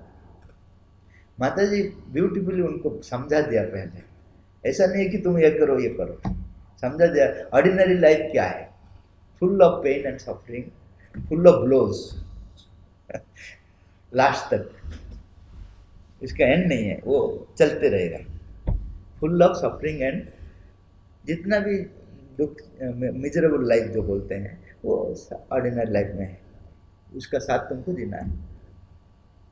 आध्यात्मिक जीवन में भगवान का जो प्रेजेंस तुमको फील होगा, और भगवान का प्रेजेंस का साथ सब कुछ तुमको मिलते जाएगा, अधिक से अधिक मिलते जाएगा। ये दोनों डिफरेंस है। Ordinary life is full of pain and struggle, और कुछ नहीं है उसमें। आध्यात्मिक जीवन में भगवान का उपस्थिति मिल जाएगा, और भगवान का उपस्थिति अगर मिल जाएगा तो बाकी सब चीज़, भगवान का जो जो चीज़, वो धीरे धीरे तुम एक्सपीरियंस करते जाओगे, धीरे धीरे। It is up to you, तुम्हारा ऊपर निर्भर करता है तुम कौन सा जीवन चाहते हो। लेकिन अगर तुम आध्यात्मिक जीवन चाहते हो तो मेरा हेल्प जरूर तुम्हारे पास है। साधारण जीवन के लिए हेल्प क्या करूं, तुम तो नहीं चाहते। नीचे जाने के लिए मोटर का क्या जरूरत है, पानी को ऊपर उठाने के लिए मोटर का जरूरत है, नीचे तो अपने आप चले जाएगा। अगर तुम ऊपर जाना चाहते हो तो मैं हूं, अगर मैं हूं तो प्रॉब्लम क्या है? ये सोचना क्यों डर लगता है कि मेरा सक्सेस होगा कि नहीं होगा। तुम्हारा सक्सेस तुम्हारा ऊपर निर्भर नहीं करता है। मैं हूं, मैं तुमको सिंसियर होना है, ये इंपॉर्टेंट पॉइंट बोले हैं। तुमको सिंसियर होना है, सिंसियरिटी बहुत इंपॉर्टेंट है, बाकी सब चीज इतना इंपॉर्टेंट नहीं है। सिंसियर होना है, बाकी सब चीज तुमको भगवान ले जानी, तुमको माता जी का साथ आइडेंटिफाइड होना है। जब ये जो बानर दल थे, उनको किसी ने बोला कि आप लोग का कॉमन सेंस नहीं है रावण के साथ तुम युद्ध कर रहे हो। ये सुबह ब्रेकफास्ट करता है 20 बानर और लंच में 40 बानर खा जाता है और डिनर में 60 बानर खा जाता है। तुम उनके साथ युद्ध करोगे? कॉमन सेंस है तुम्हारा? तो बानर ने बोला कि वो बानर को खा सकता है लेकिन मैं तो बानर नहीं हूं। तो उन्होंने बोला तुम कौन है? मैं राम सेना हूं। वो राम के साथ आइडेंटिफाइड हो गया। ऐसा ही आध्यात्मिक जीवन में आपका परिचय नहीं है। आप अगर आपका परिचय देते हैं तो कब क्या होगा पता नहीं। लेकिन आपका परिचय माताजी के साथ अगर जुड़ गया तो ऐसा कोई भी शक्ति नहीं है आपको पराजय कर सकता है। तो उन्होंने स्वीकार किया और आध्यात्मिक जीवन को चूज किया। चूज करने के बाद माताजी बोले यू आर वेलकम, स्वागत किए। माताजी स्वागत किए, यू आर वेलकम। तो जब भी कंफ्यूजन होता है कि ये दोनों जीवन में कौन सा मैं एक्सेप्ट करूं, ये अच्छा है कि आप आध्यात्मिक जीवन को एक्सेप्ट करें क्योंकि भगवान आपका साथ जरूर रहेंगे और हेल्प करेंगे। लेकिन तुम्हारा अंदर में अगर भय आ जाता है, कॉन्फिडेंस नहीं होता है, तो कुछ समय ले लो। लेकिन उतना समय तो जो साधारण जीवन का जो स्ट्रगलिंग लाइफ तो रहेगा ही रहेगा।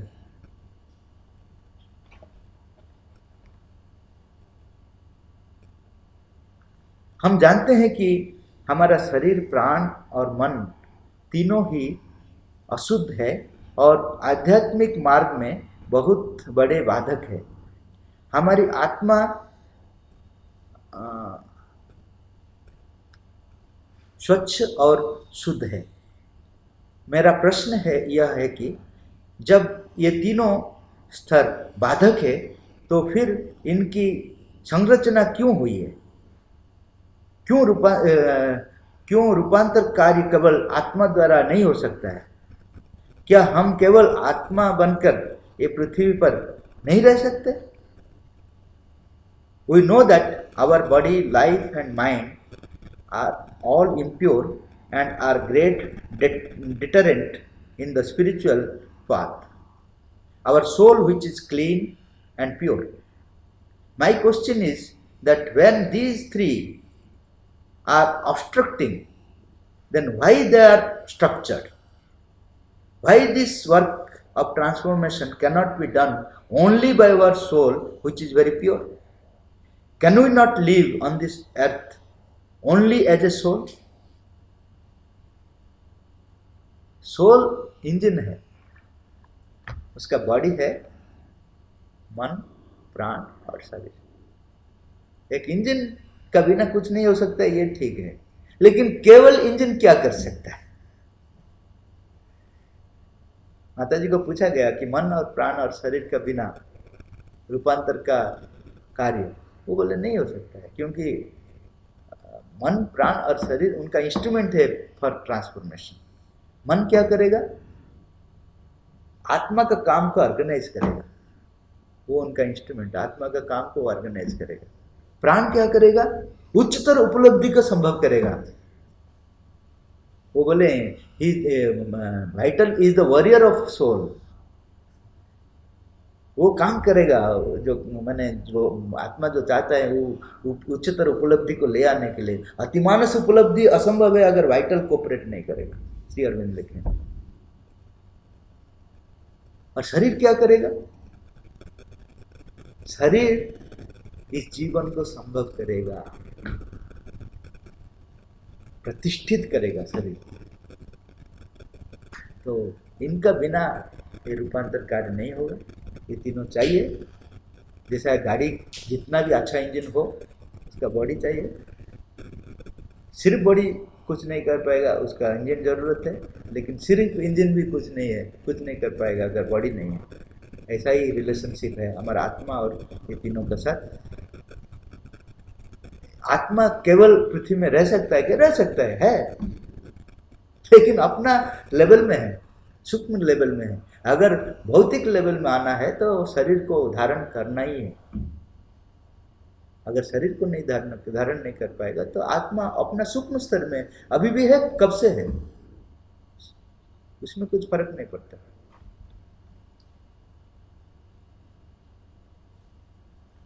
मनुष्य यह जानता है कि वो कभी उन चीजों को उपभोग पूर्णतः नहीं कर सकता जिसकी वो पाने का प्रयत्न कर रहा है, फिर भी वो उसके पीछे क्यों भाग रहा है। Man knows that he can never fully enjoy the things he is trying to get, yet why he is running after them? इसका तो जनरल आंसर हमारा पुराना शास्त्र में है कि माया इसको बोलते हैं, मोह माया। इसका पीछे हम लोग भागते हैं, कुछ नहीं मिलता है फिर भी भागते रहते हैं। लेकिन श्री अरविंद इसका एक गंभीर इनर मीनिंग दिया है। वो बोल रहे हैं कि ह्यूमन बीइंग का वो नेचर है, वो भगवान नहीं होना तक वो किसी में भी सेटिस्फाइड नहीं होगा।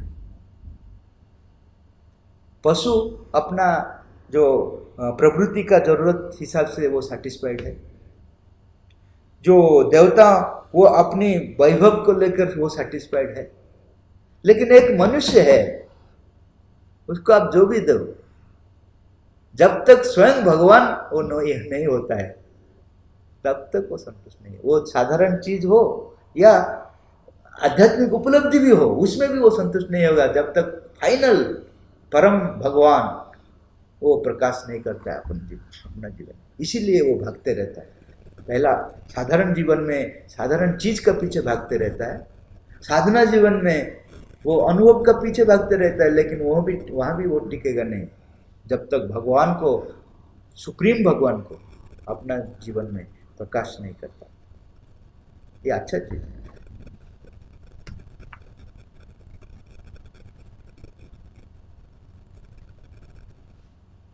जीवन जीने की सही कला क्या है?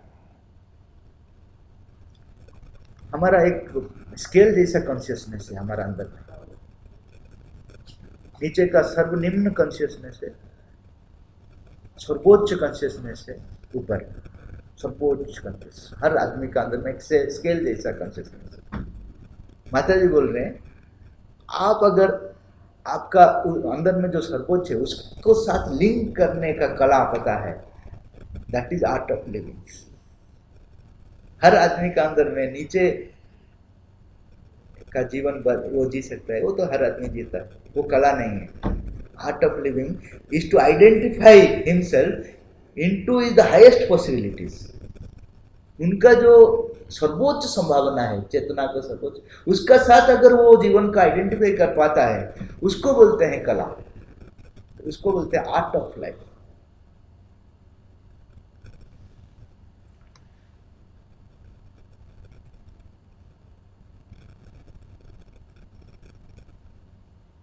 अयोध्या में श्री राम के भव्य मंदिर का निर्माण को किस दृष्टि से देखना चाहिए? क्या इसमें आध्यात्मिकता है? राम मंदिर को हम लोग एक रिलीजियस मूवमेंट का हिसाब से देखते हैं, और माता जी बोल रहे हैं कि हम लोग को सम्मान भी देना है हर रिलीजन को, सिर्फ हिंदू रिलीजन नहीं, हर रिलीजन को सम्मान देना। तो विथ रेस्पेक्ट, बेनेवोलेंट रेस्पेक्ट, हम लोग इस काम के लिए रेस्पेक्ट देना है, और वो अपना हिसाब से वो लोग करेंगे, उसमें हमारा प्रेयर भी रहना है, ठीक है, वैसे ही चलना है। लेकिन ये आध्यात्मिक काम नहीं है, ये हम लोग को पता है। आध्यात्मिक क्या है? श्री अरविंद बोल रहे हैं, आध्यात्मिक हर टाइम नया है। The Indian spirituality is not a closed book to open always repeatedly. आध्यात्मिकता ऐसा एक किताब नहीं है जो कि बारंबार हम लोग ओपन करते हैं, हर टाइम वो नया नया चीज का पास पहुंच जाता है। रामायण तृतीय युग में आध्यात्मिक था, उसका बाद में वो रिलीजन हो गया क्योंकि उनका समय चले गया। महाभारत अपना समय में वो आध्यात्मिक था, उसका बाद वो रिलीजन हो गया। रिलीजन हर टाइम नया चीज ऐड करते जाएगा। आध्यात्मिकता, देखिए रामायण में हम लोग कितना कला के बारे में बोल रहे हैं, 12 श्री कृष्ण कितना कला ऐड कर दिया, 16 हो गया, ऐड कर दिया, नया चीज आ गया। हर टाइम नया चीज का हिसाब से अगर आप जो जीते हैं उसको बोलते हैं आध्यात्मिकता। तो इस हिसाब से तो ये आध्यात्मिक नहीं है, वो रिलीजियस है। आध्यात्मिक दृष्टिकोण से अभी जो जरूरत है पृथ्वी का पार, अभी जो काम जरूरत है उसको बोलते हैं आध्यात्मिक। इसका काम खत्म हो जाने से उसको फिर हम लोग आध्यात्मिक नहीं बोलेंगे। लेकिन फॉर्चुनेटली माता जी बोल रहे हैं और धार्मिक नहीं होगा क्योंकि माइंड ट्रांसफॉर्म हो जाएगा, इसलिए और रिलीजन का भी जरूरत नहीं पड़ेगा। तो उससे हम लोग नहीं बोल सकते हैं कि क्या है वो, लेकिन रिलीजन नहीं होगा उसके बाद में, इसके बाद में रिलीजन नहीं होगा क्योंकि मन तो नहीं है ना, मन तो कन्वर्ट कर देता है स्पिरिचुअलिटी को, रिलीजियस में कन्वर्ट कर, रूल्स फॉर्मेलिटीज में कन्वर्ट कर देता है, वही उससे स्टार्ट हो जाता है रिलीजन। स्पिरिचुअलिटी स्पॉन्टेनियस आत्मा का जो फीलिंग से शुरू होता है, धीरे धीरे वो मन का जो नीति नियम में चले जाता है, संस्कार में चले जाता है, वो सब। तो अभी जो जरूरत है पृथ्वी पर उसको हम लोग बोलते हैं स्पिरिचुअलिटी। उस हिसाब से अभी क्या जरूरत है, रूपांतर जरूरत है, रूपांतर को हम लोग बोलेंगे स्पिरिचुअलिटी, और बाकी सब चीज को हम लोग बोलेंगे रिलीजियन, धार्मिकता।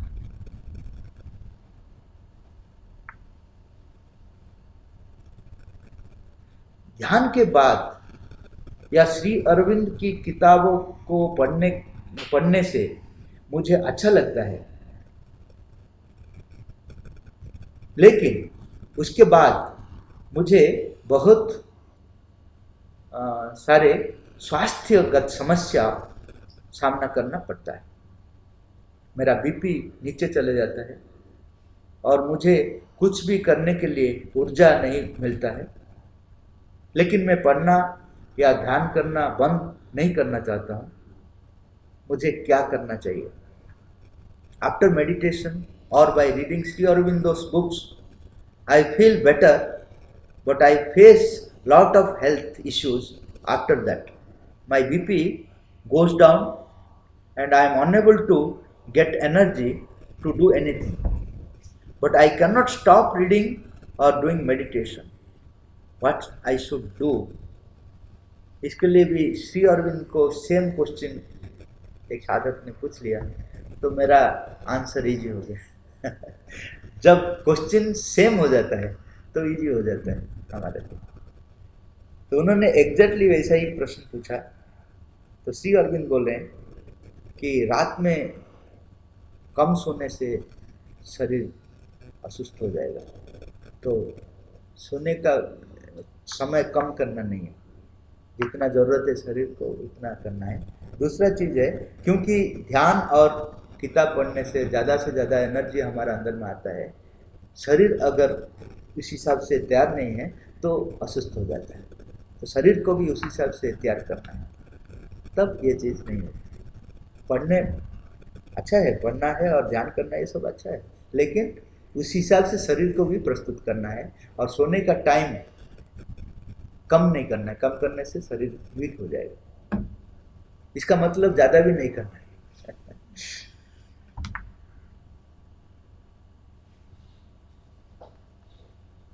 हम अपने दोस्तों और रिश्तेदारों की उनके कठिन समय में मदद कर रहे हैं, लेकिन वे हमें ज़रूरत पड़ने पर क्यों भूल जाते हैं?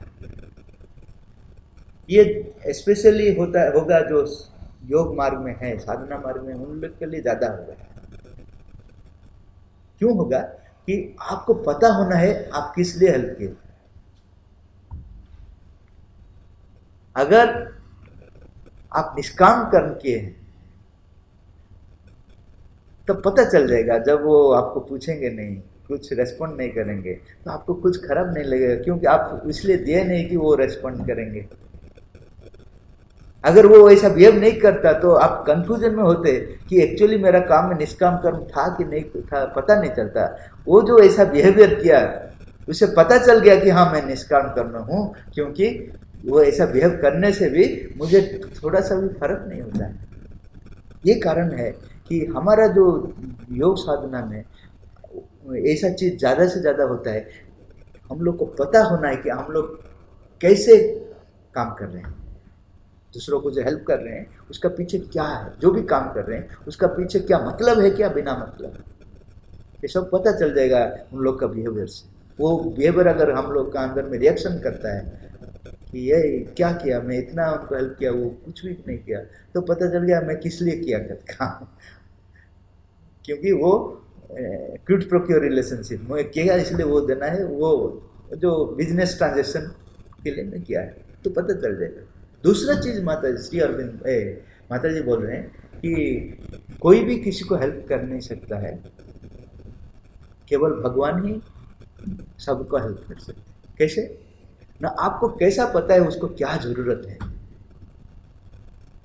बाहर से जो मांगता है, बाहर से वो दिखाई देता है, वो असल से उनका अंदर का जरूरत नहीं है। वो उसको फेस करने के लिए शायद वो आया है। वो जो सिचुएशन जो बाहर से इतना खराब लगता है, शायद वो सिचुएशन फेस न करने के लिए उसका आत्मा इसलिए आए हैं, जन्म लिया। अगर उनको इंटरफेयर करोगे तो उसका फिर जन्म लेना पड़ेगा वही चीज को फेस करने के लिए। तो क्या करेंगे, कैसे हेल्प करेंगे? To become the instrument of the divine. जो भगवान साहाଯ୍य कर रहे हैं, हेल्प कर रहे हैं, उसका इंस्ट्रूमेंट आप बन सकते हैं थ्रू एस्पिरेशन, थ्रू सरेंडर। तो वो आप जो दूसरों को जो हेल्प करेंगे आपको यूज कर सकते हैं। उसमें भी आपको डिमांड नहीं रहना है कि मुझे क्यों आप यूज नहीं करते हैं बार बार। वो उनको पता है कब करना है, आप अपने आप को दे देना है। एक संगीत होता है, उसमें हर टाइप का इंस्ट्रूमेंट होता है, अपने आप को वो समर्पित कर दिया। वो बोल नहीं सकता कि शुरू से मुझे क्यों यूज नहीं करता है। अरे तुम्हारा जब जरूरत है तब तुम बजोगे, जिसका जब जरूरत है वो तब बजोगे, लेकिन तुम रेडी होकर रहो कब तुमको यूज करे। ऐसा ही हम लोग को रहना है, भगवान के पास रहना है। वो दुनिया को हेल्प कर रहे हैं और कोई हेल्प नहीं कर रहे हैं, वही हेल्प कर रहे हैं। लेकिन हम लोग को वो इंस्ट्रूमेंट कर सकते हैं अगर हम लोग हर टाइम रेडी है यूज करने के लिए। ऐसा ही हेल्प हो सकता है। दूसरा चीज, अगर आपको किसी को हेल्प करने के लिए इच्छा होता है तब भी माता जी बोल रहे हैं try to get the sanction of the divine. अपने आप पूछ लो कि उसका पीछे भगवान का सैंक्शन है क्या। अगर सैंक्शन है तो ठीक है, वो सही हेल्प है, अगर नहीं है तो करना नहीं चाहिए। बहुत आदमी है उनका हीलिंग पावर था, बहुत हील कर सकते थे, लेकिन भगवान से पूछा भी न कर लिया, उसका बाद वो हीलिंग पावर उनसे चले गए। तो आपका पास जो भी है वो आपका नहीं है, आपको दिया हुआ है। उनसे कनेक्शन होना है, उनको पता है किसको हेल्प करना है किसको नहीं है। यू आर सिंपली इंस्ट्रूमेंट, कैसा काम करना है।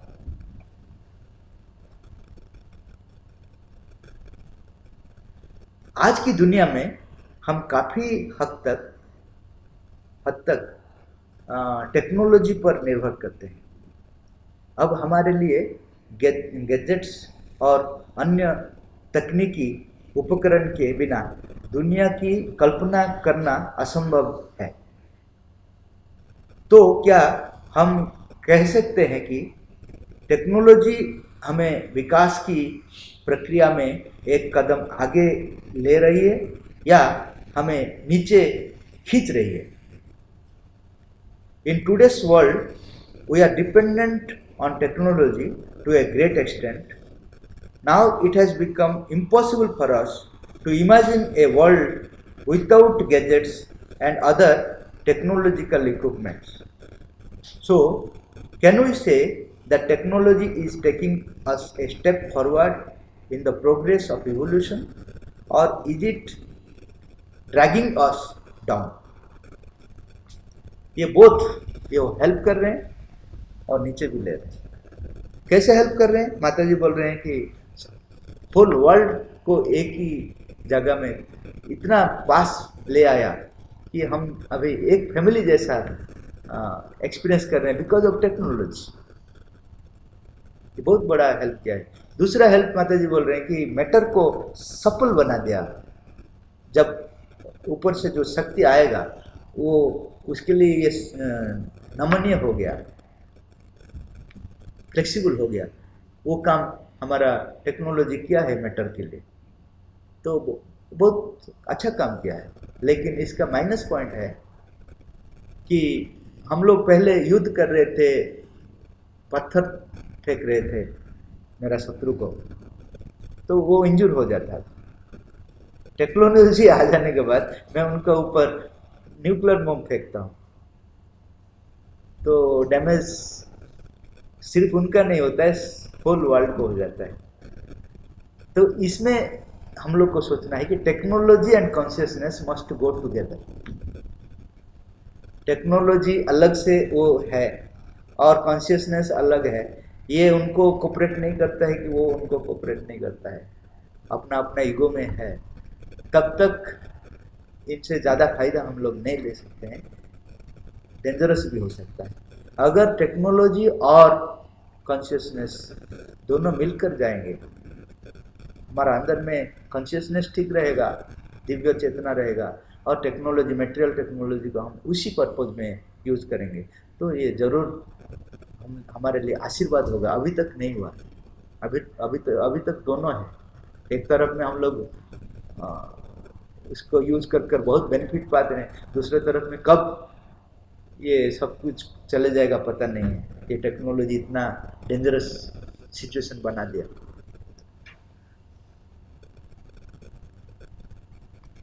विफलताएं मेरे भीतर नकारात्मक भाव पैदा करते हैं। वे विफलताओं में मैं विफलताओं में भी सही रास्ता पर हूँ, मुझे इसका एहसास कैसा हो पाएगा? Failures creates an attitude of pessimism within me. I am on the right path, even in failures. How I will realize it? माता जी बोल रहे हैं कि मन हर चीज को डिवाइड कर दिया। ऐसा सक्सेस और फेलियर कुछ चीज ही नहीं है। हर चीज जर्नी में आवश्यक है, लेकिन उसको आर्टिफिशियली डिवाइड कर दिया। उसको जो अच्छा लगता है उसको वो बोलते हैं सफलता, और जो अच्छा नहीं लगता है उसको वो बोलता है विफलता। सफलता और विफलता ये मेंटल स्टेट है, सही में नहीं है। सही में दोनों चीज हमको एक एक्सपीरियंस देता है आगे जाने का, दोनों विपरीत नहीं है। फॉर एग्जाम्पल, क्लच, एक्सेलरेटर और ब्रेक एक गाड़ी में है, ये दोनों विपरीत काम कर रहे हैं, है कि नहीं? एक क्या कर रहे हैं, गाड़ी को आगे ले जाता है, दूसरा है गाड़ी को रोक देता है। लेकिन सही में गाड़ी को आगे लेने के लिए ही दोनों काम कर रहे हैं, विपरीत काम नहीं कर रहे हैं। अगर आपको एक गाड़ी दूंगा, उसमें 2 एक्सेलरेटर रहेगा, ब्रेक नहीं रहेगा। उनको एक गाड़ी दूंगा, उसमें एक्सेलरेटर और ब्रेक रहेगा। कौन पहुंचेगा अपना डेस्टिनी में? जिसका 2 एक्सेलरेटर है वो शीघ्र पहुंचेगा, या जिसका पास ब्रेक है वो शीघ्र पहुंचेगा? ब्रेक जिसका पास में हो वो शीघ्र। अरे ब्रेक तो रोकता है, लेकिन आप कैसे शीघ्र पहुंचते हैं? क्योंकि वो अपोजिट काम नहीं करता है, वो गाड़ी को नियंत्रण करता है, एक्सीडेंट्स को रोकता है। वो दोनों एक्सेलरेटर आपको कहीं पे डाल देगा। तो ये चीज अपोजिट नहीं है, ब्रेक और एक्सेलरेटर अपोजिट नहीं है, सफलता और विफलता अपोजिट नहीं है। अगर आप चेतना का स्तर से ये देखेंगे, चेतना का स्तर से अगर देखेंगे, विफलता जो एक्सपीरियंस देता है वो एक यूनिक एक्सपीरियंस देता है, सफलता जो एक्सपीरियंस देता है वो भी एक यूनिक एक्सपीरियंस देता है। वो दोनों आपको आगे जाने के लिए सहायता करता है।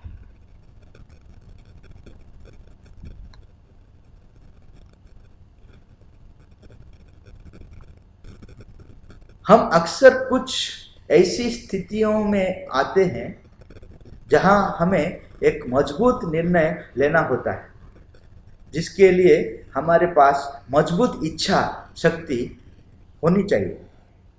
हमारे पास ऐसे मजबूत इच्छा शक्ति होने से पहले मजबूत निर्णय लेने की हम क्या करना चाहिए, हमें क्या करना चाहिए। We often come across certain situations where we have to take a strong decision, for we should have the strong willpower. What should we do before having the strong willpower to take such a strong decision? हमारा अगर strong will power नहीं है, माता जी बोल रहे हैं never stop your action, जितना है उतना करते जाओ, जितना करते जाओगे उतना स्ट्रांग एक्शन विल पावर तुम्हारा बढ़ते जाएगा। तो कभी बंद मत रुक जाओ कि मेरा पास विल पावर नहीं, मैं क्या करूं। तुम्हारे पास जितना है उसको यूज करो तो ज़्यादा से ज़्यादा तुम्हारे पास आएगा, भगवान भी देंगे तुमको। ये ट्राई कर रहे हैं इसको दो, जो ट्राई नहीं करते उसको क्यों देंगे। तो जितना है हमारे पास उतना व्यवहार करना है, एक चीज है। दूसरा चीज माता जी बोल रहे हैं हमारे पास दो पावर है, एक है विल पावर है, दूसरा है एस्पिरेशन है। अगर मेरा विल पावर स्ट्रांग नहीं है, मैं एस्पायर कर सकता हूँ, भगवान का हेल्प ले सकता हूँ, एस्पिरेशन का थ्रू में भगवान का हेल्प आ सकता है। तो एस्पिरेशन को यूज कर मेरा विल पावर को स्ट्रांग कर सकता हूँ, मेरा काम को करवा दे सकता हूँ। भगवान मेरे साथ अगर होंगे तो कम विल पावर होने से भी काम हो जाएगा। कभी रुकना मत, अगर रुक गया तो रुक गया। जितना लेवल में, जिस लेवल में मैं हूँ उसी लेवल में मेरे को काम करना है।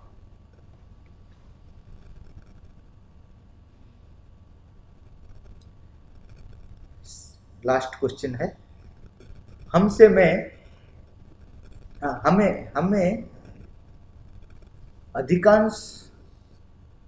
अधिकांश के लिए हमारे जीवन का सबसे बड़ा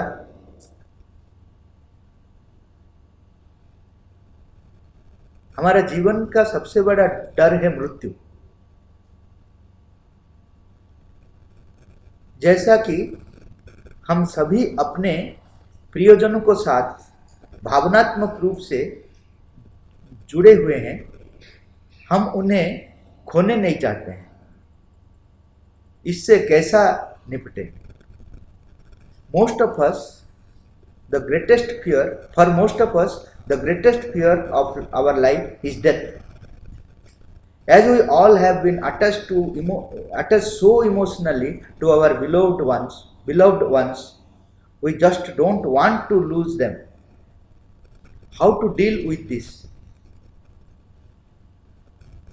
एक इमोशन जो है वो बहुत स्ट्रांग है हमारा अंदर में, उसको टैकल करना इतना इजी नहीं है।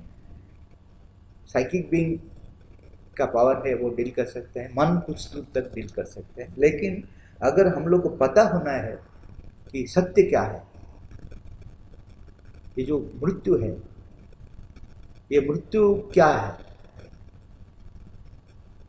जैसा श्री अरविंद को एक साधक ने लिखा था कि मेरा वाइफ का डेथ हो गया तो मैं इमोशनली हर्ट हूँ, अभी कुछ नहीं कर पाता। तब श्री अरविंद बोले कि हर आदमी अपना अपना रोल कर जाता है। तुम्हारा पास जितना दिन रहा उतना ही उनका साथ तुम्हारा आवश्यक था। हर आदमी, हम लोग जो बैठते हैं डिफरेंट प्लेस में, कुछ समय तक उनका साथ हमारा कुछ काम होता है, उसके बाद वो अपने रास्ते में चले जाता है, हम अपने रास्ते में चले जाते हैं और दूसरा जगह के और दूसरे आदमी को मिलते हैं। यही है लाइफ।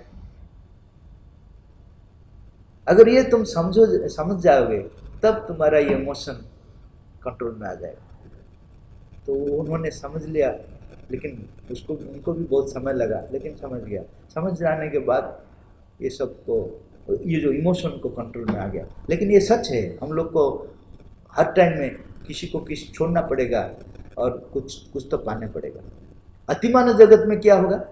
अतिमानव जगत में भी छोड़ना और पाना रहेगा, लेकिन हमारा चेतना इतना विस्तृत होगा, उसमें छोड़ना और पाना ये दोनों एक ही चीज जैसा लगेगा।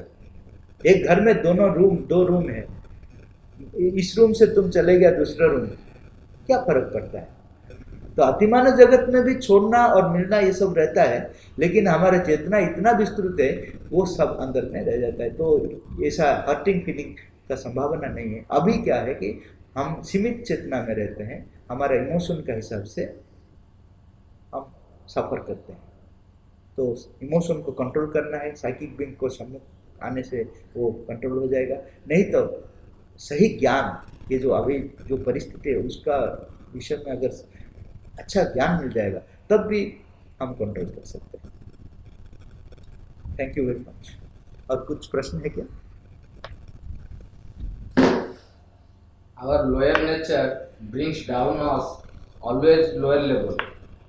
How can we collaborate in Mother's work? It creates disequilibrium among us. Then how will it be transformed? हमारा लोअर नेचर हमको नीचे ले गया, लेकिन वो lower nature one part of our self, not everything. हमारा अंदर में हायर नेचर है, हमारा अंदर में दिव्य पॉसिबिलिटी है, भगवान है।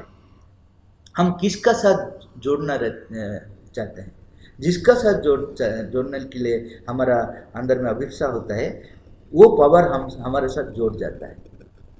अगर निम्न का साथ हम जोड़ते हैं तो हमको नीचे ले जाता है। अगर भगवान हमारा अंदर में जो भगवान है उनका साथ अगर जोड़ जाते हैं तो निम्न शक्ति हमको कुछ नहीं कर पाएगा। ये प्रैक्टिस है, एक दिन का काम नहीं है, लेकिन हम लोग अगर जोड़ जाते हैं तो भगवान का साथ, तो ये इजी हो जाएगा। On reading Sri Aurobindo, it so happened that I started to see problems within me as well as others. This affected the outer social life in workplaces as well as day-to-day life. Then how to get rid of it? हाँ, इसको भी माता जी directly उत्तर दिए हैं। एक lady ने पूछे थे, साधिका, कि मैं जब आश्रम आए थे तब सब कुछ ठीक लग रहा था, अभी सब कुछ गलत लग रहे हैं, कोई भी अच्छा नहीं लगता है। तो माता जी बोले डोंट स्टॉप, गो अहेड, और थोड़ा आगे जाओ, तब तुम देख पाओगे, सब कुछ देख पाओगे, फिर भी तुमको अच्छा लगेगा। हर आदमी का अपना अपना स्टेट देखोगे, फिर भी तुमको अच्छा लगेगा, क्योंकि ये सबको मैनेज कौन कर रहे हैं वो भी देख पाओगे, भगवान मैनेज कर रहे हैं। तो प्रॉब्लम क्या है? युवा व्यक्ति अध्यात्म का नाम सुनकर तेजी से दूर भाग जाता है, क्यों? क्योंकि उनको इम्प्रैक्टिकल लगता है। जब तक हम उनको समझाएंगे नहीं कि ये जो तुम सुख पाते हो जीवन में वो सामयिक है, आध्यात्मिक में वो जो सुख तुम जो बोलते हो उससे अच्छा और परमानेंट सुख मिलेगा, ये जब तक वो समझ नहीं पाएगा तब तक वो भागेगा। जब तक वो समझ जाएगा कि आध्यात्मिकता एक शुष्कता नहीं है, वो भरपूर है जीवन में, लेकिन वो ऐसा नहीं है जैसे हम लोग उसको कर रहे हैं, वो समझने के लिए थोड़ा टाइम लगता है। How to notify the hostile forces? Hostile force, हमारा जो हॉस्टाइल फोर्स एंट्री करने का द्वार है, अविश्वास, डिप्रेशन, फियर, ये सब अगर है तो वो हमारा अंदर में घुस जाता है। विश्वास का अंदर में भगवान, विश्वास, अभिप्सा और हमारा जो ये है क्या, जितना दिव्य गुण है उसका अंदर में दिव्य उपस्थिति को हम फील कर सकते हैं। और जो हॉस्टाइल फोर्स जो अट्रैक्शन, ज़्यादा अट्रैक्शन का थ्रू में हम लोग को फंसाता है, लेकिन सत्य कभी अट्रैक्ट नहीं करता है, वो हमको इंस्पायर करता है। सिंसियर अगर होंगे तो पता चल जाएगा, वाइब्रेशन का अलग अलग एक्सपीरियंस है, हॉस्टाइल वाइब्रेशन का एक अलग एक्सपीरियंस है, डिवाइन वाइब्रेशन का अलग एक्सपीरियंस है। वो जितना भी छद्म रूप ले जाएगा आप उनको पकड़ लेंगे अगर आप सिंसियर है। अगर सिंसियर नहीं है तो शायद उसमें फंस जाएंगे। If spirituality alone is capable of transformation, then why the divine created all those different vicissitudes of life? Why this falsehood, ignorance, darkness, failure exist here upon earth? Is divine challenging his own creation? ये challenge नहीं करते हैं, क्योंकि ये जो experience है हमारा लिए है, दिव्य चेतना में ये पॉसिबिलिटीज़ है, जो मैं जो बोल रहा था, विपरीत बोध जो होस्टाइल है, भगवान है, ये जो विपरीत बोध हमारा चेतना में है, इसलिए उस एंगल से हम लोग फाइट कर रहे हैं। लेकिन ऊपर में अगर जाएंगे तो हर चीज़ वो कोलैबोरेटिव फोर्स है, एक चीज़ को दूसरा चीज़ कोलैबोरेट कर रहे हैं अपना स्वप्न को साकार करने के लिए, और कुछ नहीं। हर जितना भी अपोजिट आपको दिख रहे हैं वो कोलैबोरेटिव फोर्स है। ऊपर जाएंगे तो आपको पता होगा, नीचे में सब अपोजिट लगता है। How do I constantly remember the divine? Practice करना है एक। दूसरा है कि ये जो साधारण जीवन में देखते हैं, जिसका ऊपर आप हाथ देते हैं वो गिर जाता है, जिसका ऊपर निर्भर करते हैं वो ही आपको विफलता दे देता है। तो इससे आपका थोड़ा सा एक्सपीरियंस आ जाएगा कि मुझे किसका ऊपर भरोसा करना है। अगर ये चीज़ आ गया तो ऑटोमेटिकली आप हर टाइम रिमेम्बर कर सकेंगे। Is there a simple yardstick to judge whether the dialogues or thoughts are from the vital mind, physical, or the true inner voice?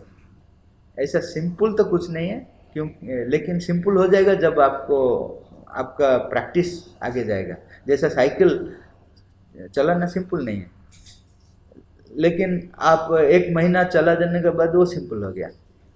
Aeroplane भी कितना डिफिकल्ट है, लेकिन जो आप अगर पायलट को बोलेंगे तो वो बोलेंगे साइकिल से एरोप्लेन मुझे अच्छा लगता है। तो एक चीज़ प्रैक्टिस हम लोग को सिंपल बनाता है, कोई चीज़ अपने आप सिंपल नहीं होता है। Always confusion comes to us. Then how to judge if the suggestion coming from within are the right ones? जब कन्फ्यूजन होते हैं उस समय डिसीजन नहीं लेना है। तब माता जी एक उपाय दिए हैं कि वो उस समय बैठ जाना है काम and quietly in front of our photo, कहीं पे भी रह जाकर कुछ समय स्थिर रह जाना है। स्थिर जाने से जो स्थिर का मन जो है उसमें जो डिसीजन आता है वो 100% परफेक्ट नहीं होने से भी उससे अच्छा होता है जो कन्फ्यूजन में हम लोग डिसीजन लेते हैं। तो कभी भी जब हमारा अंदर में कन्फ्यूजन है उस समय कुछ डिसीजन मत लेना, तब कुछ समय साइलेंस मोड में आ जाना है। उसका बाद अगर भगवान निर्देश दे देते हैं तो ठीक है, नहीं तो भी ठीक होगा, क्योंकि मन जब स्थिर रहता है अच्छा डिसीजन लेता है।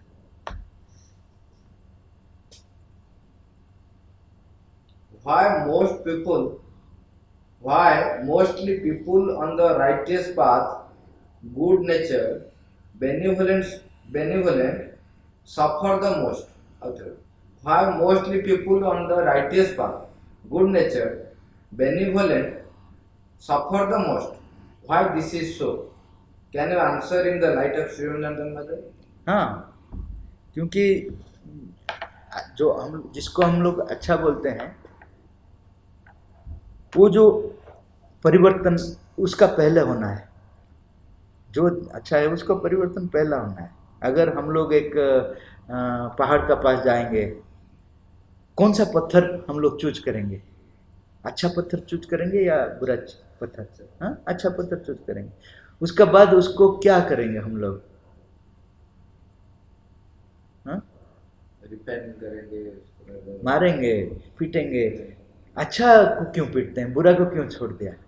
क्योंकि उनका समय आ गया अच्छा को परिवर्तन होने के लिए, इसलिए उसको साबाड़ कर रहे हैं उसको सेफ दे रहे हैं।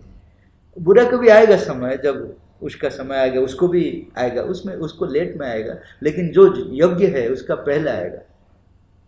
ये कृपा है हम लोग को परिवर्तन करने के लिए, हम लोग को सिलेक्ट किए हैं।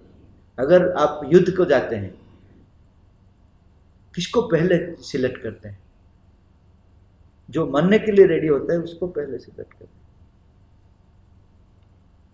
There are time comes when there is a little time to take a decision. Then how to take the decision at that time? ऐसा डिसीजन समर्पित करने से पहले नहीं लेना है। अगर ले लिया तो उसका डैमेज ज़्यादा होता है। नहीं लेने से जो डैमेज होता है उससे ज़्यादा डैमेज होता है लेने से। आप बोलेंगे अगर डिसीजन नहीं लूँगा तो क्या करूँगा, कुछ समय अगर मेरे को लेना पड़ेगा, कुछ समय तो आपको निकलना है, कंसंट्रेट करना है, स्थिर रहना है। अगर ले लिया उसका बाद भी समर्पण करना है, तो क्या है, कॉन्सिक्वेंस थोड़ा कम जाएगा।